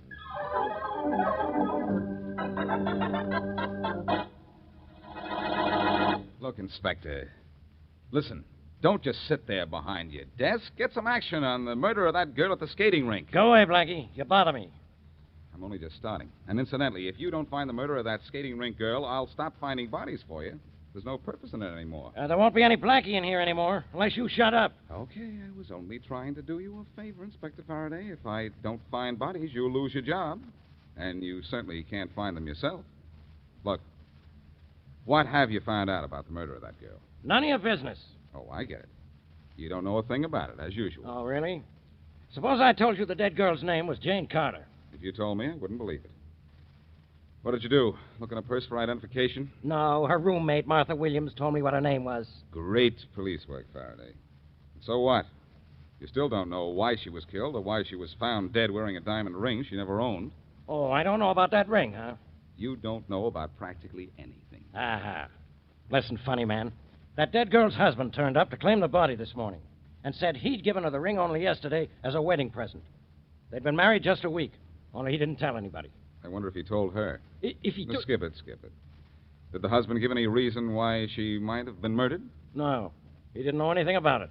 But he turned up to claim the body and that ring, huh? Faraday, you get done. Now, don't get excited, Blackie. He heard about his wife's murder over the radio last night, and he had a perfect alibi for his whereabouts at the time of his wife's death. Perfect as far as you're concerned.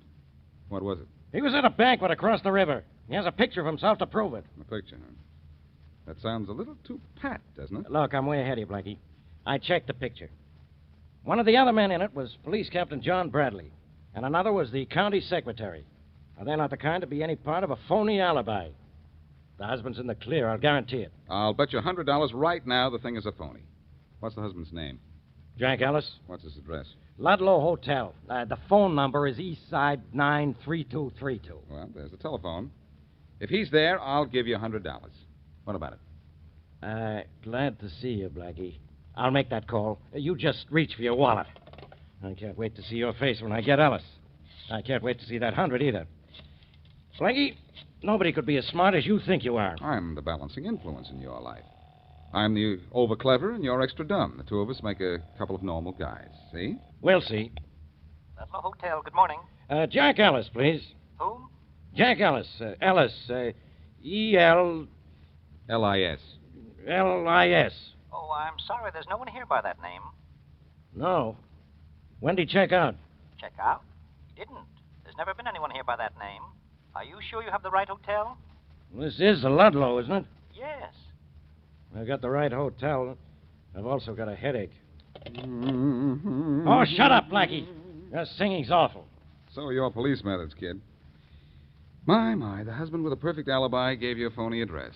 No, all right, Blackie. All wrong, Faraday. Somebody's made a fool out of you again. Not that that's tough. But it gives me a second reason for finding Jack Ellis. Now I not only want to catch him, I want to congratulate him.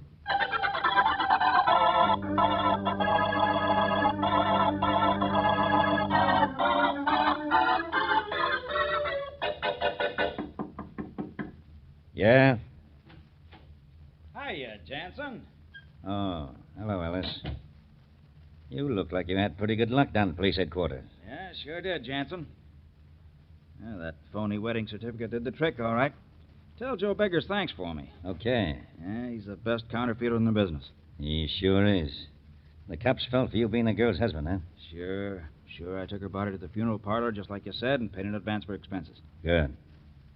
Now, where's the ring? Yeah. Here it is. Some rock, huh?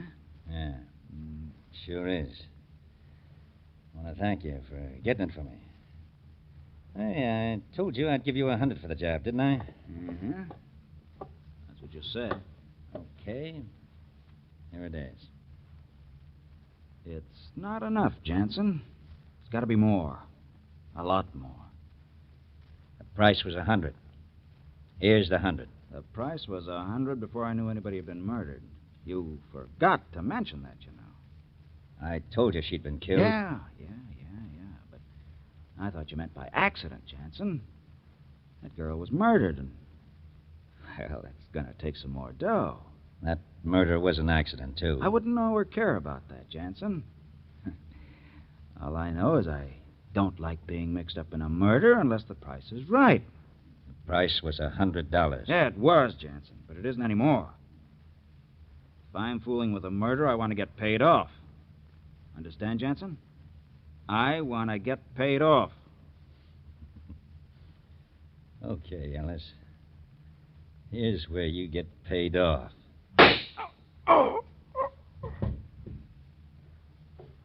There's my receipt. Paid in full.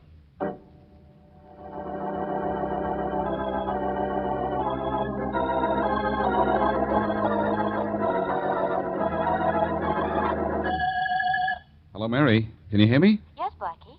Oh, the connection went bad for a minute. I thought we'd been cut off. Oh. Well, Faraday was his usual uninformed self. He hasn't any leads on that girl's murder at all. Well, then everything's right back where it started, isn't it? We don't know why the girl was killed or why the ring was on her finger. No, and the way things are going, I wonder if we ever will. Oh, I think we will, Blackie. I hope so. But I won't solve anything sitting here in my apartment. I'm for going back to that skating rink. Want to join me? Sure. I'm ready anytime. Good. I'll pick you up in a half. No, wait. Make it an hour, Mary. There's somebody at the door. I'll call you before I leave. Oh, I might have known it. All right. Bye. Bye. Come in. Are you Boston, Blackie? Yes, and are you beautiful? Skip all the nonsense. This isn't a social call. Could be one without making me angry. Takes two to make it one. Understand? I get it. Oh, well, I suppose I can always get a friend for me. What do we talk about now? This. You're investigating the murder of that girl at the skating rink, aren't you? Yes. Know anything about it? Not much. In fact, I know so little about it, I'm clear of it. That's what I want to set you straight about. Look, Miss... what's your name? Hazel Stanley. Well, look, Miss Stanley, you're a little previous, aren't you? You're yelling before you hit. Until now, I didn't know you were mixed up in this at all, and chances are I never would have. Oh, yes, you would. I know the way you work. Sooner or later, you find everybody who had even the slightest connection with the case. I just thought I'd save you the trouble of finding me and getting me mixed up in something I had nothing to do with. Oh, but you must have had something to do with it. Yes, but not what you think. I don't know who killed Jane Carter. I wasn't there when it happened. This is all I know. The guy who claimed to be her husband isn't her husband at all. He's just plain Jack Ellis. You can find him. He's in room 609 at the Eastern Hotel. You sure of that? Uh-huh. Okay. Thanks a lot.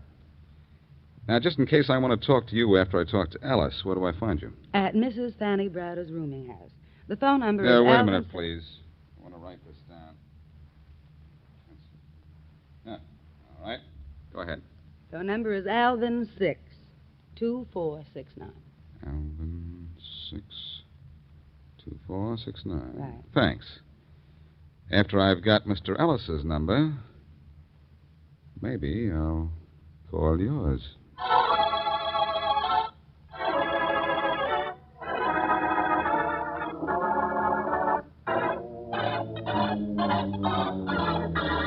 Hey, Faraday, wake up. Wake up. Oi. Go away. Faraday, snap out of it, will you? What time is it? Hey, Blackie, what are you doing in my bedroom? Not what you're doing in it, Faraday. I've been awake tonight as usual and doing your work for you as usual while you're sleeping as always. Yeah, I'll bet. Careful, Faraday. Remember the last bet we made. Now, look. I want you to know I found our friend Jack Ellis. A little late. I found him dead from a slight case of lead poisoning. Now, I'm going to use your telephone again. Just leave a nickel on the dresser. Who are you going to wake up now? A young lady. Only don't tell Mary, will you? She might not understand. Faraday, old pal, when I get an address of a person, it's really the right one. What are you talking about? It's not a what, it's a who. Not a bad-looking who at that. She lives at Mrs. Browder's rooming house. Listen to this, Faraday.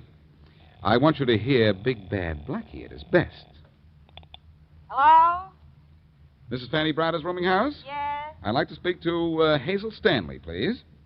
Nobody here by that name. What? You heard me, and don't ask me if I'm sure, because I'm Fanny Browder, and I know who's in my house, and I know it's late and that you woke me up. Oh, well, I'm sorry. Maybe I've got the wrong name, then. This girl had red hair. Red hair? Huh. Hasn't been a red-headed girl in my house for 5 years. I don't like redheads. You got the wrong place. Hello? Hello? Oh. Da-da-da-dum, da-dum, da-da. What's the matter, Big Bad Blackie? Strike out? Ha! Yes, sweetheart. And now that Fanny told me the number was phony, this isn't funny.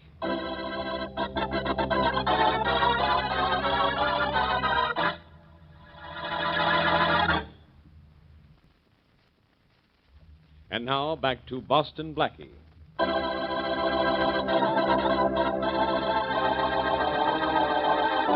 A girl, Jane Carter, is killed outside a skating rink.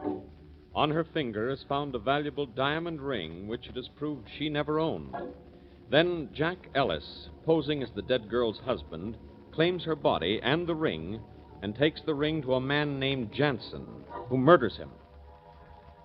After a visit from the mysterious Hazel Stanley, Blackie finds Jack Ellis's body, but can't find her again. So, with no other clues to go on, he picks up Mary Wesley, and the two of them go back to the scene of the crime, the skating rink. Blackie, just what do you expect to find here? Well, for one thing, Mary, roller skates. Got yours on all right? Yes, I have. Good. So have I. Now, maybe we'll find a solution to this thing. The wheels on my feet may stop my head from spinning. Now, there's upside-down logic if I ever heard it. And I've heard it. I'd admit that if it were true, Mary, but it isn't. You see, we've come down here to see the dead girl's friend, Martha. Remember her?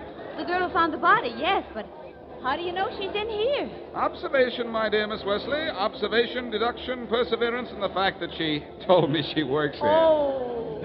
In fact, there she is. Oh, darling. Well, then she's a skating teacher, isn't That's she? right. So let's skate over to her and see if she can instruct us in the whys and wherefores of her roommate's death. Okay. Oh, Martha. Yes? Martha, can we talk to you for a minute? Oh, Blackie, it's you again. Did you find anything about Jane's murder? No, not yet, Martha. Blackie, do you think that... Hey, Oh. remember me? Because I'm here, too. Hello, Miss Wesley. Hello. I didn't see you. Gosh, I wonder if they'll ever find out why she was killed. Well, if they ever do, Martha, it'll be Blackie who found out for them. Blackie hopes. Listen, Martha. I think that ring on Jane's finger is the clue to a murder. Oh? It was claimed yesterday by a man posing as her husband. And since then, it's disappeared, and the phony husband is dead. Another murder? Oh, no. Yes, and both committed for that ring, if you ask me. Well, nobody's asking you. Well, Faraday. Hello, Inspector Faraday. Where are your skates? Don't embarrass him, Mary. His mother won't let him wear them after dark. I don't need skates. While you've been fooling around on yours, I've been doing some work. I found out about that ring on the dead girl's finger. Yeah? What'd you find out? It was stolen in Detroit 3 days ago, and it's hot. Too hot to send right to a fence, so it's being passed around among the members of a local gang till one of them thinks it's safe to see a fence with it. Nick Jansen's the head of the gang we think is doing it. You know him, Blackie? Only by reputation. Safecracker, isn't he? The best in the business, including you. I don't crack safes, Faraday. I open them. And the next time you open your mouth, let's have some information come out of it for a change. Information? Well, Blackie, take the ring. I found out all about that, didn't I? Oh, you found out all about it, did you? Do you know where the ring is now? No. Do you know why it was put on the dead girl's finger? No. Do you? Yes. I'm listening. Do you know Blackie, really? Oh, Blackie, where is the ring, and why was it put on Jane's finger? I'll answer one of those questions at a time, Mary. I think this fellow Nick Jansen got it back. Oh, you do, huh? Why? Well, he obviously read of Jane Carter's death in the newspapers, how the mysterious diamond ring was found on her finger. He knew how the ring got there because either he or one of his gang put it there. Yes, but why, Blackie? I think I know why. Martha. Yes? Do you know a girl named Hazel Stanley? Hazel Stanley, Blackie? Well, let me think. Hazel Stanley? Who's Hazel Stanley? Now, wait just a minute. I think I should be the one to ask that. Oh, but I remember about her now. Of course I do. She's the girl who told you that she lived at Mrs. Browder's. Yes, that's the one. Oh, I know a girl named Hazel. I think her name was Hazel Stanley, too, a redhead. That's her. Well, she used to skate a lot here, but, gee, I haven't seen her around in several nights. What's Hazel Stanley got to do with this, Blackie? She's already given you one bump steer. I'll tell you what she has to do with this, Faraday. It's her red hair. Jane Carter had sort of red hair, too, didn't she, Martha? Well, sort of. Now, will you excuse me now? I really have to be working. Okay, goodbye. Bye. Blackie, Jane Carter's hair could have looked rather red to a stranger because it was dark outside the rink when we found the body. You know, I think Jane was killed by mistake. I think you're right. I think Jane Carter was mistaken for Hazel Stanley. And that's why she's dead. Oh, I never heard of anything so crazy. I'm getting out of here. You two skate all night if you want to. I'm going to keep rolling on this case. Good old Faraday. Every time I get a partial solution to a case, he gets so confused he has to take time off to figure it out. Yes, but darling, it's still pretty far from the real solution, isn't it? Well, it's not next door, Mary. Jansen's the answer to all this, and my one lead to him is the girl named Hazel Stanley. Oh, yes, Hazel Stanley. Don't you think you better tell me about her? All right. She's a girl who gave me a phony address, Mrs. Browder's rooming house. Well, if it was a wrong address, remind me to thank her. That is, if we ever meet her. Well, she did give me the right number for Mrs. Browder's rooming house, though, Mary. Something with an Alvin exchange. Do you know the theory about aliases and phony addresses, Mary? Oh, yeah, I think I do. Part of the name and address is usually legitimate. Psychological reasons. Uh-huh. So, in the address and phone number Hazel gave me, there may be a clue to her real address. Yes, but which is it, Browder or Alvin? Yeah. Let's see. Now, there's a Browder Street. No, that's not much help. But say, there's an Alvin Hotel uptown. That might be the clue. I think the name Hazel is legitimate. I'm going to get on the phone and check. Going chasing a redhead again, huh? Uh-huh, for a clue. Well, you follow the clue. I'll just follow you.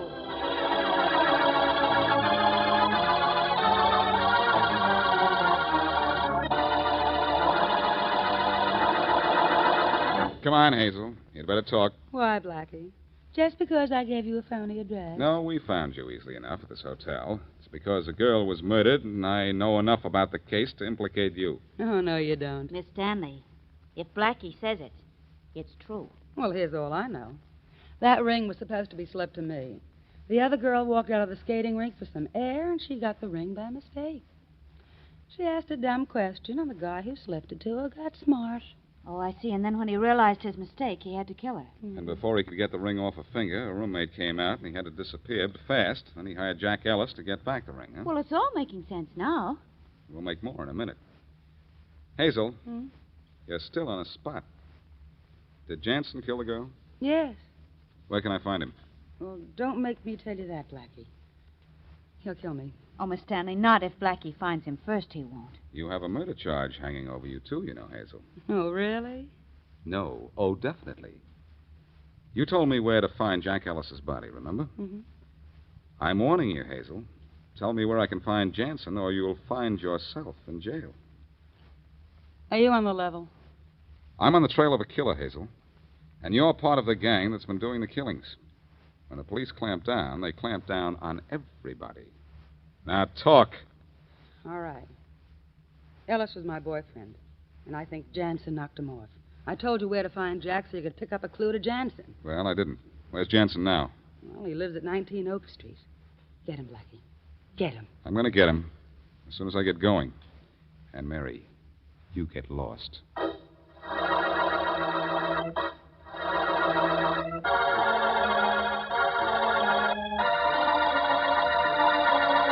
Look, I tell you, Blackie, I don't know nothing. Jansen ain't here. I understand that. Now, where is he? I don't know.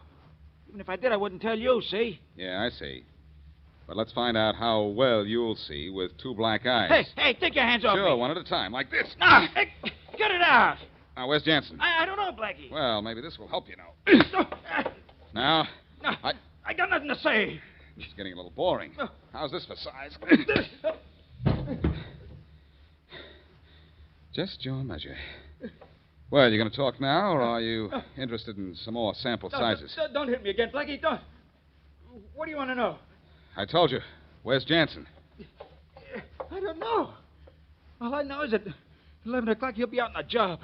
Safe cracking. 11 o'clock, and it's 9:45 now. Where is this job he's pulling? Vault at 8 National. The vault at the 8th National? Yeah. You mean Jansen thinks he can open that? Sure, he's the best and fastest safe crack in the world, ain't he?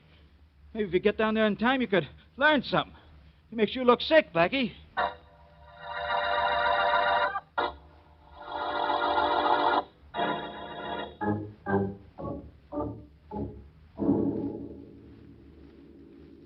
How's it coming on the vault door, Jet? I think I got it, kid. I think I got it. Hold that light higher. You think you can open it, honest? If I can't, nobody can. Oh, you're good, Jansen, but this is a tough... You've been reading too much about those amateurs like Boston Blackie. You're dealing with the tops in the business now. This sure is a tough one. But I'll get it. I'm the only guy in the world who can. There it goes. It's open. You done it in less than an hour. It's tough, I tell you.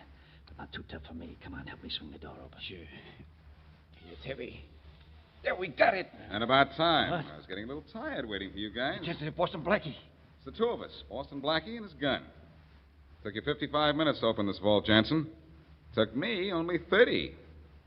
I thought you were good. You opened this safe? Yes, and incidentally, at the same time, I closed this case.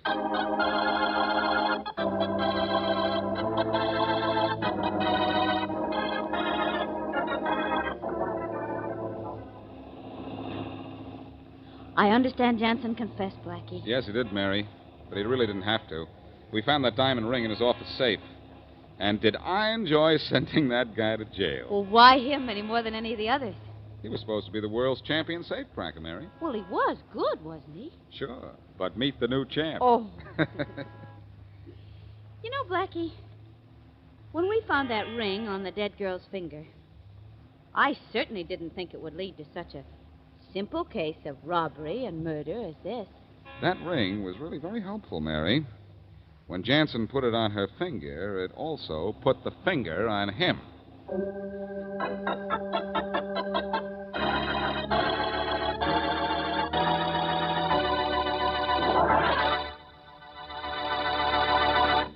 In the movies, Chester Morris played Boston Blackie and also played Blackie in a 1914 motion pictures, in fact, for Columbia, and in a 1944 NBC summer series that I believe was it was the fill-in for Amos and Andy. And then others on television. Kent Taylor starred in a 58-episode television Boston Blackie. And there you go. There's information on Boston Blackie for you. From 80 years ago today, July 9th, 1946, here on Classic Radio Theater with Wyatt Cox. Dana Andrews next. I was a communist for the FBI.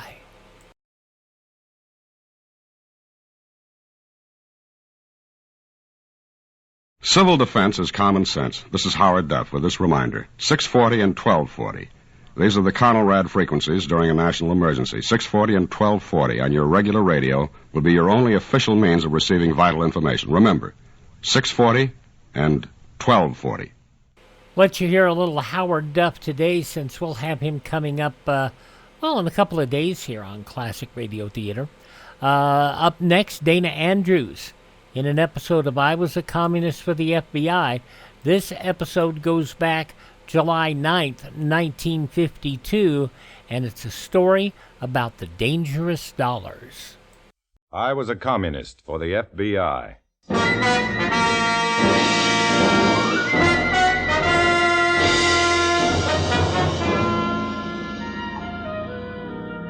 Starring Dana Andrews in an exciting tale of danger and espionage.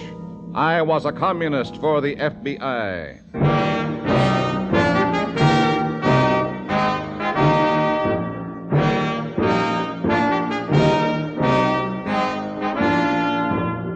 Many of the incidents in the story you're about to hear are based on the actual records and authentic experiences of Matt Cvetic, who for 9 fantastic years lived as a communist for the FBI. Here is our star, Dana Andrews, as Matt Cvetic. To use a simile, communism is like a time bomb, innocent enough on the surface, just a box. It isn't until you get inside that you find the dynamite intended to blow you apart. I know because for 9 years I was inside the party. I met the red dynamite on its own terms, and one thing I found out while working as an undercover man, you, mister, yes, and you too, lady, you're the target for that red explosion. The explosion it was my job to help prevent. In a moment, listen to Dana Andrews as Matt Cvetic, undercover man.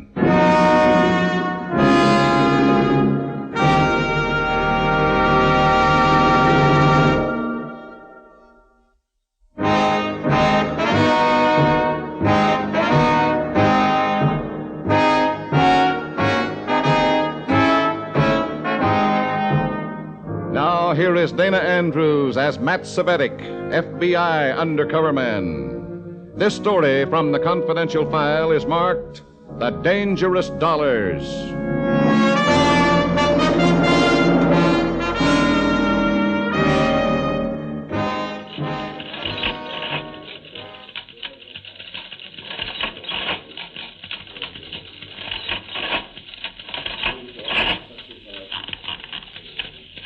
Young Communist League, $6,809.44.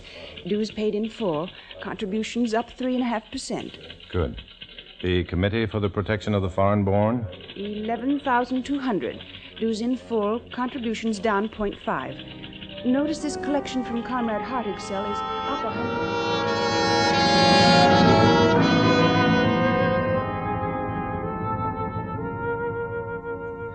I was assigned to the Communist Finance Committee in charge of collections for the district, and I watched the figures mount up on Comrade Nora's adding machine. Money, big money, from Reds and from just plain suckers. Dues paid monthly, contributions paid as often as could be squeezed out of so-called voluntary donors. Subversive activity is expensive, and it was my job to get the money to pay for it, and to make sure the FBI knew where the money came from and where it went. Big jumbo red hot, popcorn. Get your popcorn here, mister. Be a sport, feed the pigeons. Sure. Give me an order of 17 peanuts. 17's a lucky number. For a man who eats red popcorn. Hello, J. Cox. How's business? Lousy. But I love blowing this darn whistle. That's what I like about the FBI. The agents have so much talent. Never mind my talent. Did you trace that money? Yeah, I think so. The big portion goes to party headquarters in New York, of course. But there's one other big chunk that is picked up by a special messenger. Regularly? Well, for the past 6 weeks, anyway. Who's the messenger? Who gets the money? I don't know. And the messenger I know only by number. 43. It's a blonde woman. Tall, beautiful if you like the type, and who doesn't. Slavic accent. She's due to make a pickup tonight. Good. I'll have men waiting to tail her. Important? Plenty. This is a hot one, Matt. Meet me in my office tonight at 11. I want to give you a rundown. Listen. Come on, buddy. You've window shopped long enough. Beat it. Make room for the customers. Peanuts. Big jumbo red hots here. Peanuts.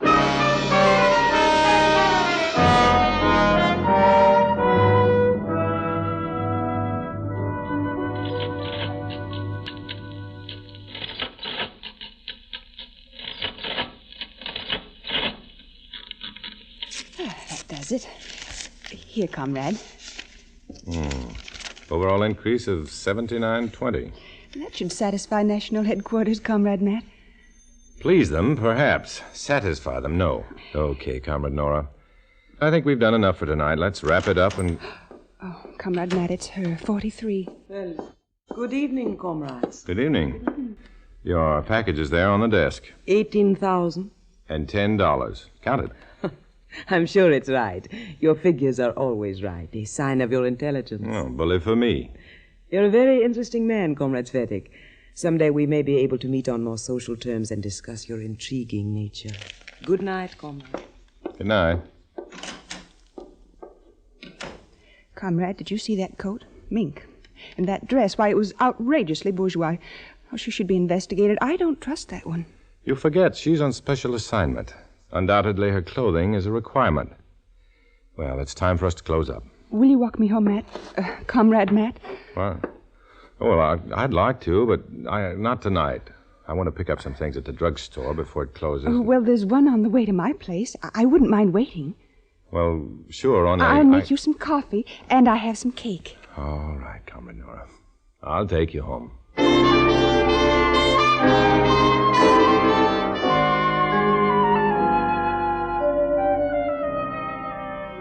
No, I didn't want to take Nora home, but I was afraid to be too insistent.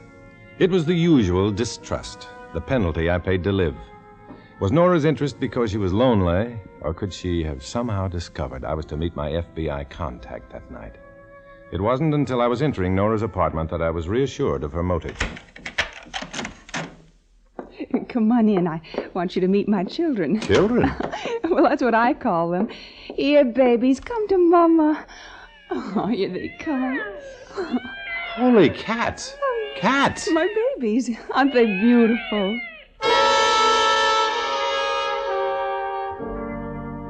Yeah, it was a pretty tragic sight. A homely girl so starved for affection she adopted cats to take the place of the children she'd never have. As soon as I could, I ducked out, and after a complicated series of turns and doubling back and forth to throw off any possible tail, I went to the Federal Building and up the rear way to the office of my FBI contact, Frank Jaycox. Oh, hi, Matt. You're late. Yeah, I had an unexpected delay. What is it, Jaycox? It's an MVD agent, Krasnov. He the guy 43 is delivering to? We think so. Only we don't know that he's a he. What? All we have is the name, Krasnov. Otherwise, it's man, woman, or monkey. He pays your money and you take your choice. We've got men following 43. If she takes that money to Krasnov, you'll know soon whether he's a man or not. Krasnov's sex is not the problem. What is? Sabotage. Krasnov was the commie secret police agent behind a job in a West Coast aircraft plant a while back. Held up production for weeks. You got proof? Yeah. We got him nailed if we can find him. If? Your men are covering 43 like a blanket. She'll lead you to him. Maybe, but it seems too easy. Krasnov is the Reds' top agent. Word we've gotten is that Krasnov plans to import a small but highly trained group. Specialists in arson, demolition, and murder. Whew. Yeah. It's the kind of organization we can't afford to let get started. And that's the why of it, Matt. Krasnov and that money have got to be stopped.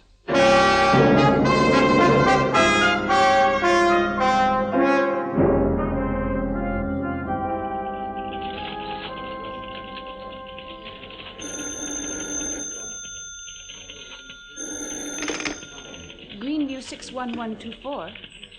Who's calling? Just a moment. Comrade Matt, it's a Mr. Jorgensen for you. I'll take it here. I've got it, Nora. Of course, I'm sorry. Hello, Mr. Jorgensen. I didn't expect you to call me here. I know it's dangerous, Matt, but I had to talk to you fast. Well, your wife's operation didn't go too well last night? You guessed it. Where was it done? 43 was trailed to a small resort called Skyline Rancho, up in the mountains about 100 miles north of here. The resort is a commie hang-on. No one can get past the desk unless he's a Red. Oh. Have you tried another doctor? If you mean force, no.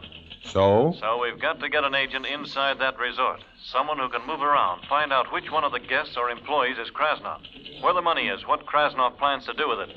That sounds like a tough operation. You'd better have a good surgeon. We have. Who? You. What? Sorry, Matt, but you're the only one who can do it. As a commie, you can get in. You've got a vacation coming. Take it. At Skyline Rancho. Well, there it was, right in my lap. It was that kind of assignment, so the first thing I did was to make sure my life insurance policies were paid up. The next thing was to get off from work without arousing suspicion. Comrade Nora, my assistant, made it easy. Comrade Matt, here are the vouchers for... Matt, what's the matter? You look ill. Oh, I guess I'm just tired out. Oh, what a headache I got. You should take a rest. Oh, I can handle things for a few days without any problem at all. Do you think you could? You wouldn't mind? Oh, certainly not. You know I'd do anything for you. Yeah. I wonder where I could go. Oh, goodness, there's plenty of places to go, Comrade Matt. The Chateau Regal, Victor's Ski Lodge, Skyline Rancho, or... The Skyline Rancho. Well, that sounds like it might be nice. Oh, it is. And it's exclusive, too. The owner's a party member, and he only lets in other members or fellow travelers. Why don't you go there? You'd love it. I bet I will. All right, comrade, you've made up my mind. I'll go.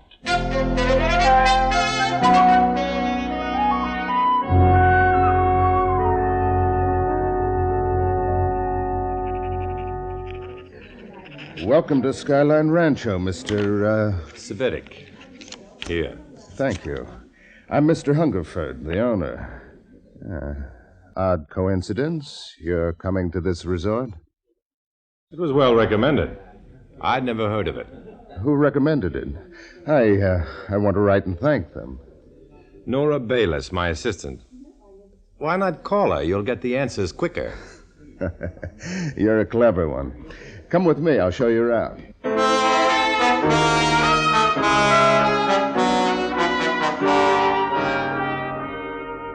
Skyline Rancho turned out to be a small group of bungalows, a stable, and a main lodge situated on a flat, heavily wooded mesa. After seeing my bag stowed in bungalow number 8, I let the suave Hungerford take me to the main lodge to meet the other guests. Ah, Hungerford, there you are. Let's go outside. Coma Benices is clear tonight, and Vega is unusually bright. Later, Charlie. Matt Cvetic, Charlie Grace, our amateur astronomer. Oh, hello. Do you like to watch the stars, Mr. Cvetic? Not too much, Mr. Grace. Oh, dear. No one seems to care about the things in our heavens. It's just disgraceful.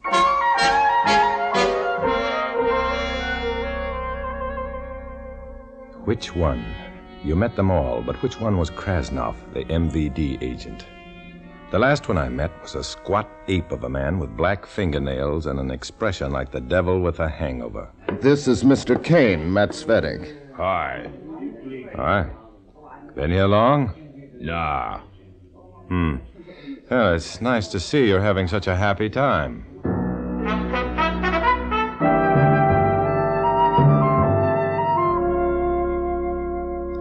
Later that night, I decided to make my own private survey of the resort. I found nothing interesting around the bungalows, and the stables contained nothing but horses. But when I left the stable, I found myself pinned in the brilliance of 2 powerful flashlights that blinded me. It's late, Cvetic. You'd better go to bed. This night air's cold. It could be the death of you.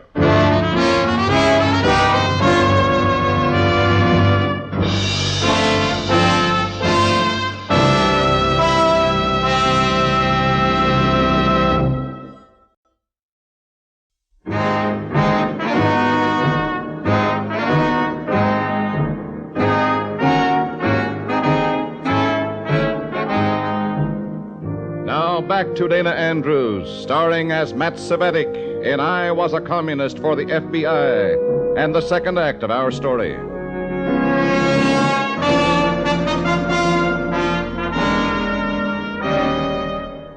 So far, I was getting no place in my search for the MVD agent Krasnov. All I had done was met a few guests at Skyline Rancho, and from the darkness received a warning about which I was still worried the next morning as I shaved. Oh, for the love of Pete. Now what? Come! Well, how are you this morning, Mr. Cvetic? None the better for that warning last night. Warning? Don't be coy. You're not the type. but I... I recognized your voice. Look, I'm on vacation. What your deal is here, I don't know and care less. But I'm an important party member. I don't like being treated this way without reason. I have reason. It's in your living room. Good morning. Now, what did that mean? You. Me. What are you doing in my bungalow, Comrade 43? I like being in your bungalow. Well, why? Why not? Oh, because it's early morning and Now, what have you got against morning? Oh, nothing, but... Yeah? Matt, Yeah. Hello, Mr. Jorgensen. how are things with your mother? All right. She had a few early complications, but at the moment she's holding her own. Doctor's diagnosis very dangerous? Worse than expected by the symptoms. I'll let you know how things develop, Mr. Jorgensen. So for heaven's sake, stop calling me. I understand. I'll wait for your call. That bum. What is it, Matt? Oh, nothing. Mom's been a little sick, and this friend of hers keeps calling me to find out how she is. Well, let's forget other people's troubles and work on our own. Yeah, only start with you being the reason for me being threatened last night. I will if you sit here beside me. Okay. Now make it good, Comrade 43. I'll begin with my name. It's Connie Marachek. You know mine. Yes. And you know I'm on special assignment for the party. What? Sorry, Matt, it's secret, even to you. But it's very important to the party, so much so that when I saw you up here, well, let's say the coincidence made me suspicious. I told Hungerford. And when he saw me taking a walk around in the dark, he pulled that flashlight routine. It was his idea of teaching you a lesson. I apologize, Matt. I should have waited before saying anything to Hungerford. I agree to that. Threats give me a headache. Oh? Why don't you lie down and put your head in my lap, Let me rub your temples. Sure. Go to it. It's a nice lap. You like me just a little, Matt? You ever find a man who didn't? I never found a man like you before. No? Connie. What would have happened if Hungerford had decided I was really a spy? He'd have shot you, I guess. Oh, but you're not a spy, so let's not talk about it anymore. What'll we talk about? Why talk at all? Head feel better, darling? What head? I'd better go. But do me a favor, Matt. Those walks, don't take them. Connie gave me a smile that could have melted a 10-foot snowdrift and left me with one very positive determination. To take that walk everyone was so worried about. I ran into my first obstacle in front of my bungalow, a hollow-chested plaid coat supporting 2 binocular cases and waving a long, jaunted brass telescope. Well, good morning, good morning. Who are you? It's afternoon, and we've met, Mr. Grace. Oh, yes, Mr. Svetic, I remember now. Oh, my goodness, call me Charlie. Everybody calls me Charlie. Good for them. Bye. Oh, don't go. I want to show you something. I've seen it. Why don't you toddle on to the main lodge, Charlie? Your aunt's waiting.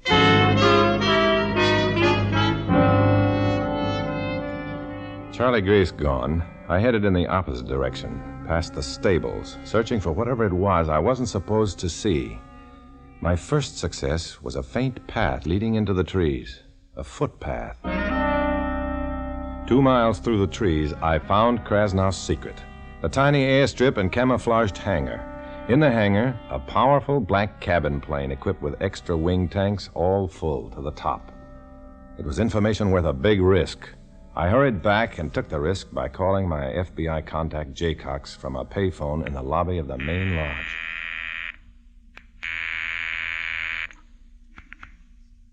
Jorgensen speaking. Jay, this is Matt. I'm sorry, but this is hot, and I can't double talk it. Go. Krasnov's got a plane stashed out on an airstrip back in the trees. A cabin plane. No NC number. It's painted black. Extra tanks, all full. A guy staying here named Kane. His nails are full of black grease. I figure he's the mechanic. Uh-huh. Krasnov? I haven't spotted him yet, but I'm playing footsies with his messenger, 43. Her name's Connie Marachek. Marachek, got it. You'd better get Krasnov fast. Black plane, night flight, wing tanks, long flight probably to Canada or Mexico. Yeah. Hate to ask you to do this, Matt, but you'd better jimmy that plane first thing. Do what? You have to. We can't let him escape now. You know anything about planes? They got wings and they fly. In that case, open the engine cover, reach in and grab something. Then what? Pull. If it comes loose, you're right.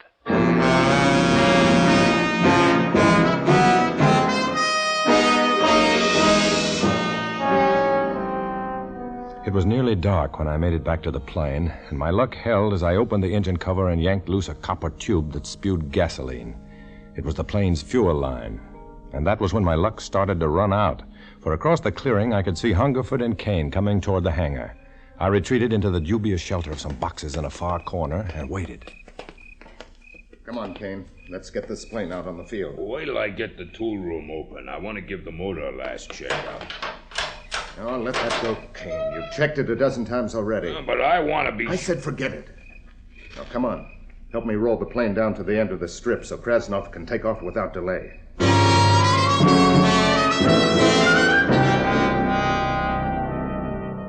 I watched as the plane was pushed out and down the field several hundred yards. It was turned into the wind, ready to take off, so they thought. When the two men headed back to the hangar, I got an idea.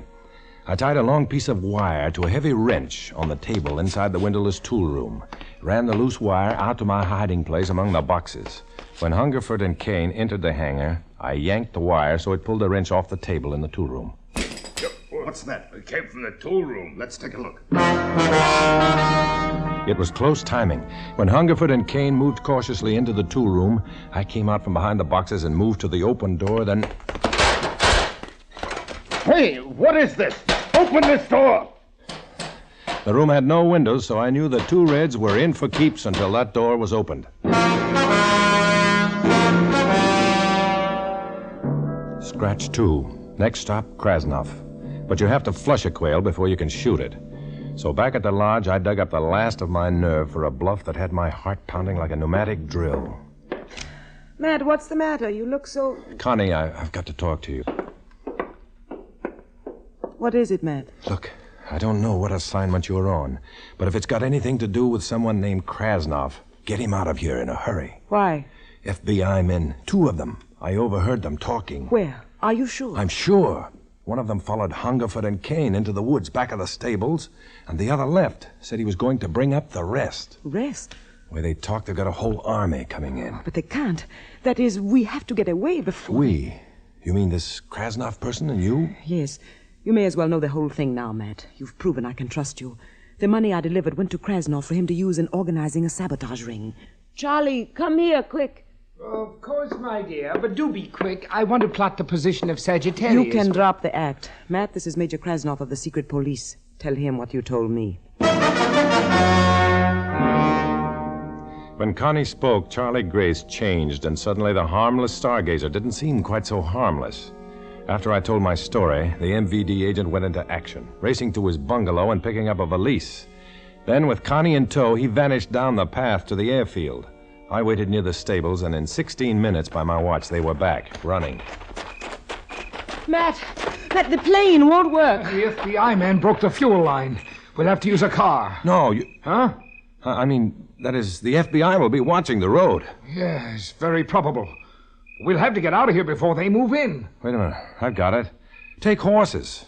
You can shortcut down the mountain to Asheville and catch the train there for the city. Of course. They won't be expecting us to use horses. True. And we can charter a plane in the city. Thanks, Comrade Svetik. You've been a great help. It was my pleasure, Major Krasnov. Believe me.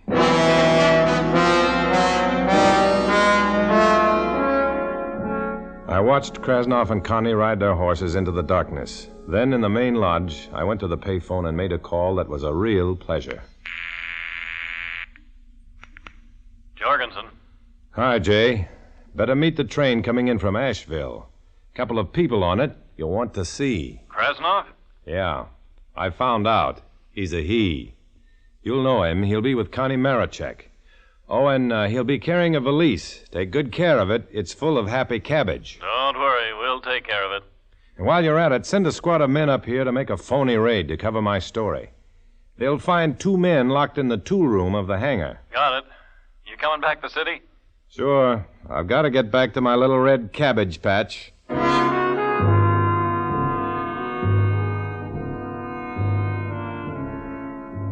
There it was, another fragment of the story. A man's life is made up of bits and pieces. Only a purpose can give them meaning. I found my purpose in the underground fight against communism. It was no fun, but don't mistake me. It was worth it to know I was helping in the struggle to keep freedom alive. It was worth it even though it cost me my friends and made me a man who always had to walk alone.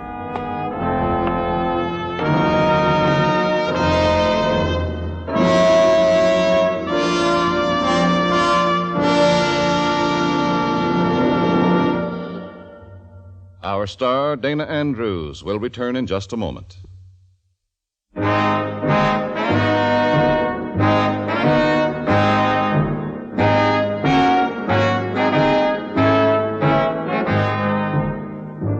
This is Dana Andrews.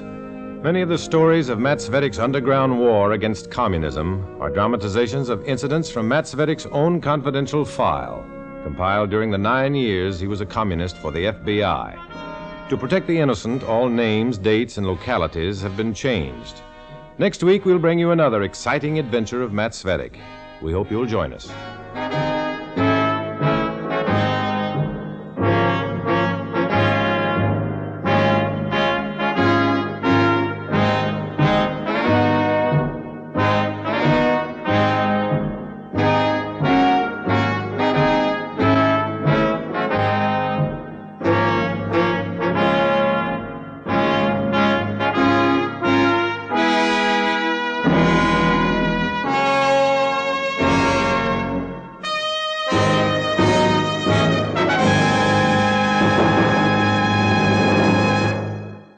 "74 years ago, July 9th, 1952, Dana Andrews. I was a communist for the FBI on Classic Radio Theater with Wyatt Cox. Up next, let's check in with David and Claudia as we see how things are going in the hospital.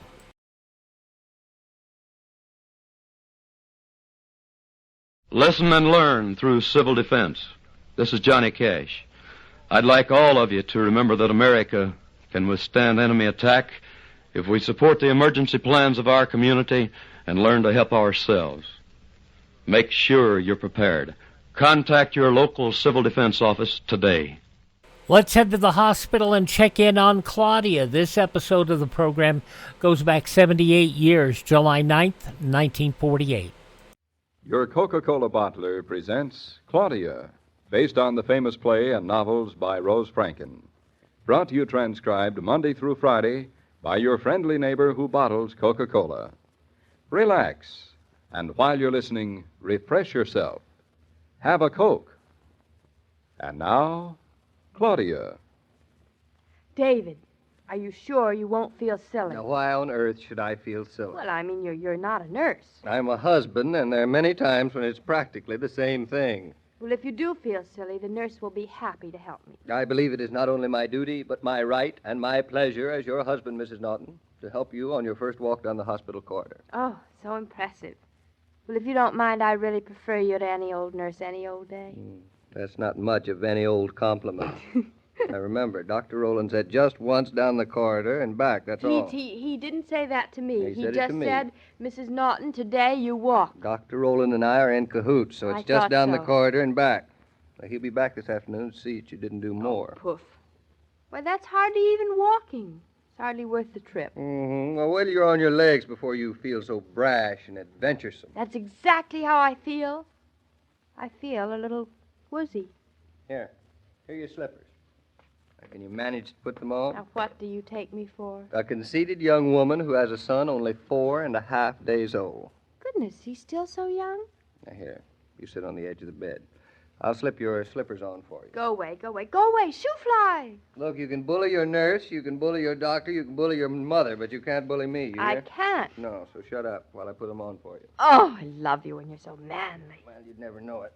You don't give me much chance. One slipper? Two slippers? Now, want to rest a little? Yeah. So much work for me for you to put on my slippers. Or something. It was, by God. You know, I think you're a little girl whose eyes are bigger than her muscles. Very funny. Hand me my bathrobe. Madame? If you please. Madame, your cloak. Oh, this feels so good. Oh, there we are. All ready to slide off the bed. Madame, my arm. Shall we dance? First things first. Now. David, now you're treating me as if I were an invalid. That's the way you should be treated. Oh. A mental invalid. Poof to you. Poof to you. I am now standing, and perfectly. Ooh. What's the matter? Well, that's the strangest thing. I can't find my legs. Really? They're right there, under you. David, they feel so thin. They look all The right. rest of me is so heavy. I thought after the baby I'd feel light, but I certainly never felt this way before. Not even after your tonsils. I was too little to appreciate it. Say, I'd forgotten you stood up to here on me. Just perfect. David. Now, here's my arm, darling. Now, would you like it? Oh, David, it feels so good. So strong. Now to open the door and have a stab at the hall. Goodness, it seems a long way from here. I'll race you down to the I end. feel like a calf. All of me strong except me legs. Christopher Robin goes hoppity, hoppity, hoppity, hoppity, hop.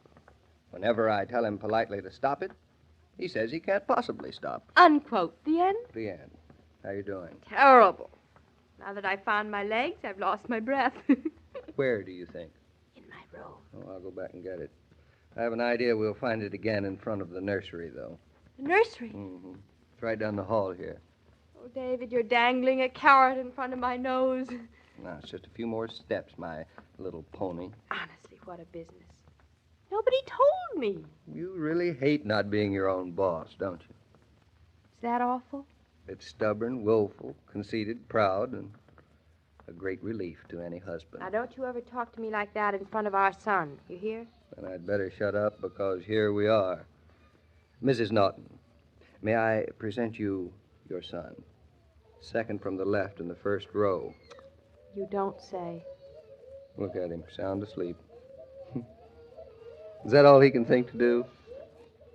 I don't think he's very handsome. Can't understand why he looks so old.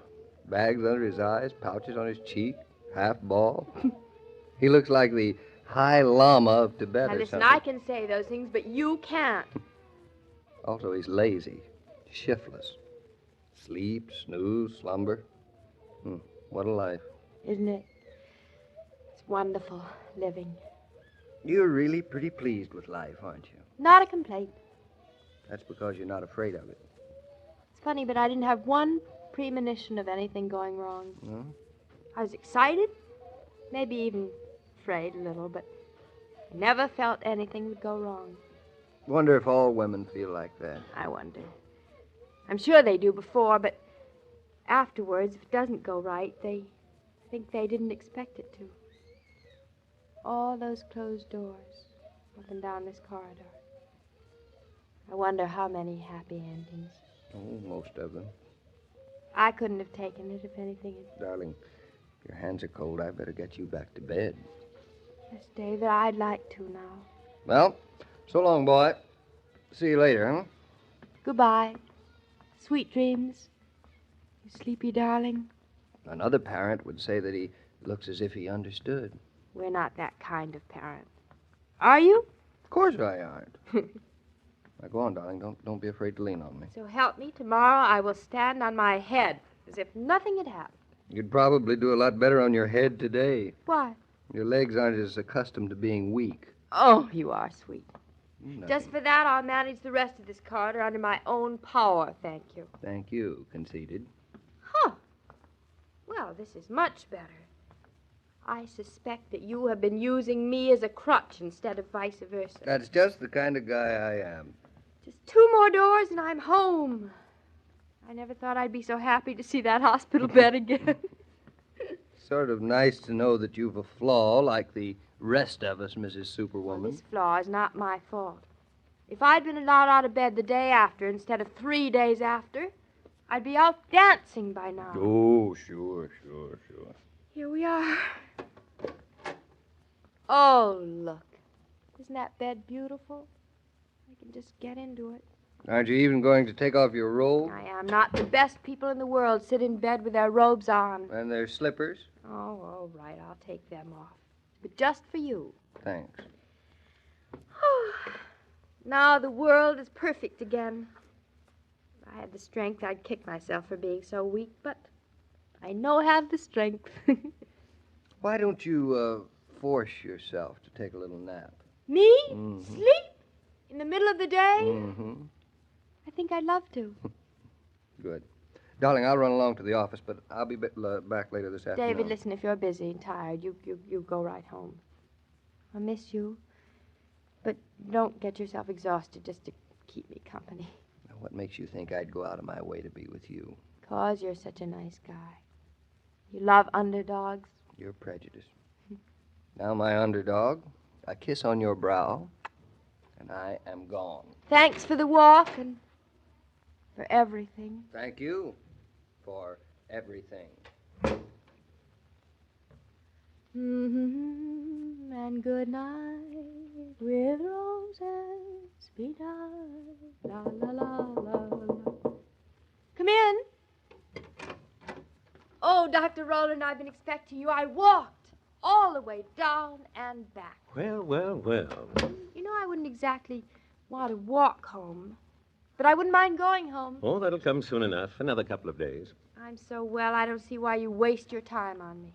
Well, then you don't like seeing me. I love it, but it really isn't fair to all the other people who really need you. You're very flattering today, my child. You know, I was just thinking when I heard your voice outside my door. Yours must be the most satisfactory work in the world. At times. Just think of all the people you make happy. There's David, Mama, me, all sorts of people. You really have something to show for your work. That's one of the reasons I went into obstetrics. It's the one certain occasion when a person is pleased to go to a hospital. But every now and then there's a tough one. There was one this morning, wasn't there? I wondered behind which closed door.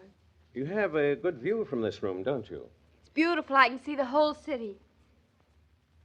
Was it the baby or the mother? The baby, born dead. The baby. They're so small when they're born. It's a wonder they ever start breathing and crying. It's the miracle that doesn't always fulfill itself. And when it doesn't... The mother will have other children. Not this one. Poor woman. Does she know yet? Oh, she's still asleep. She'll wonder why she was chosen for this great disappointment, won't she? And there'll be no answer for her. None that I can give. On occasion, a doctor is a very helpless man. Until I had my baby, I didn't appreciate what losing him would mean. It may sound strange to you, but with birth, I had my first real glimpse of death. Yes? It's the balance of things. You gain, you lose, for every life. The balance. Dr. Rowland, the scales can't always tip the way we like, no matter what we do. We don't control the scales. We try awfully hard. So hard that sometimes we think we've mastered them. When I lose a child, I wonder. If it weren't for you, I'll always remember that my child had the best possible start. He was brought into the world by a doctor who had the humility to blame himself for death and never to take the praise for life. I don't think there could be a finer man. I wish there was something I could do for that mother. Thank you, my dear. Oh, there might be at that. If there is, I will call on you. I'll go down the hall now. Perhaps she's awakened now. It was just down the hall. Oh, dear God, I have been lucky. There's a pleasant custom growing among women during marketing. Instead of getting all worn out toting bundles and waiting in line at counters, they now step up to that friendly red cooler for ice-cold Coca-Cola. For they've discovered that marketing is easier when you shop refreshed. Well, what do you think of the patient, Mr. King? Pretty remarkable patient, I'd say. But then I've always thought that Claudia was a pretty remarkable woman. She is indeed. She has a unique insight into the more important relationships in life. Understanding without experience. No, that's very rare. Too rare. But I think I'm going to take advantage of it. You're going to take advantage of it? How? Well, you know that woman down the hall who lost a child. Well, you were just talking about her to Claudia. That's right. I think Claudia can help me out with that case. There are times when a doctor can't cure. But a woman with feeling and intelligence, like Claudia, can. Well, Dr. Olin, I'll certainly be here on Monday to find out just what you mean by that. Thanks for tipping me off. See you Monday, Mr. King. Good day. Good day, Dr. Olin. As I was about to say, every day, Monday through Friday, Claudia comes to you transcribed with the best wishes of your friendly neighbor who bottles Coca-Cola. So listen again Monday at the same time. And now this is Joe King saying au revoir. And remember, whoever you are, whatever you do, wherever you may be, when you think of refreshment, think of Coca-Cola. For Coca-Cola makes any pause the pause that refreshes. And ice-cold Coca-Cola is everywhere. These programs star Catherine Bard as Claudia and Paul Crabtree as David. And the entire production is supervised and directed by William Brown Maloney. And there you have it, Claudia, going back 78 years, July 9th, 1948. Here on Classic Radio Theater with Wyatt Cox. Claudia will be back on Sunday. Tomorrow we will have an episode of Lum and Abner as they start getting into a mess over the theater. We'll also have Have Gun Will Travel, starring John Daner. Granby's Green Acres, the only time Gail Gordon starred in a radio program, along with B. Benadera, starred in a comedy, I should say. And it was summer replacement series and kind of grew into what became Green Acres. And the Lux Radio Theater from 87 years ago, Charles Lawton, Charlie Ruggles, Zazu Pitts in the Ruggles of Red Gap. That's coming up tomorrow, right here on the podcast. Have yourself a great Thursday and a great Friday ahead. See you tomorrow for more Classic Radio Theater. I'm Wyatt Cox.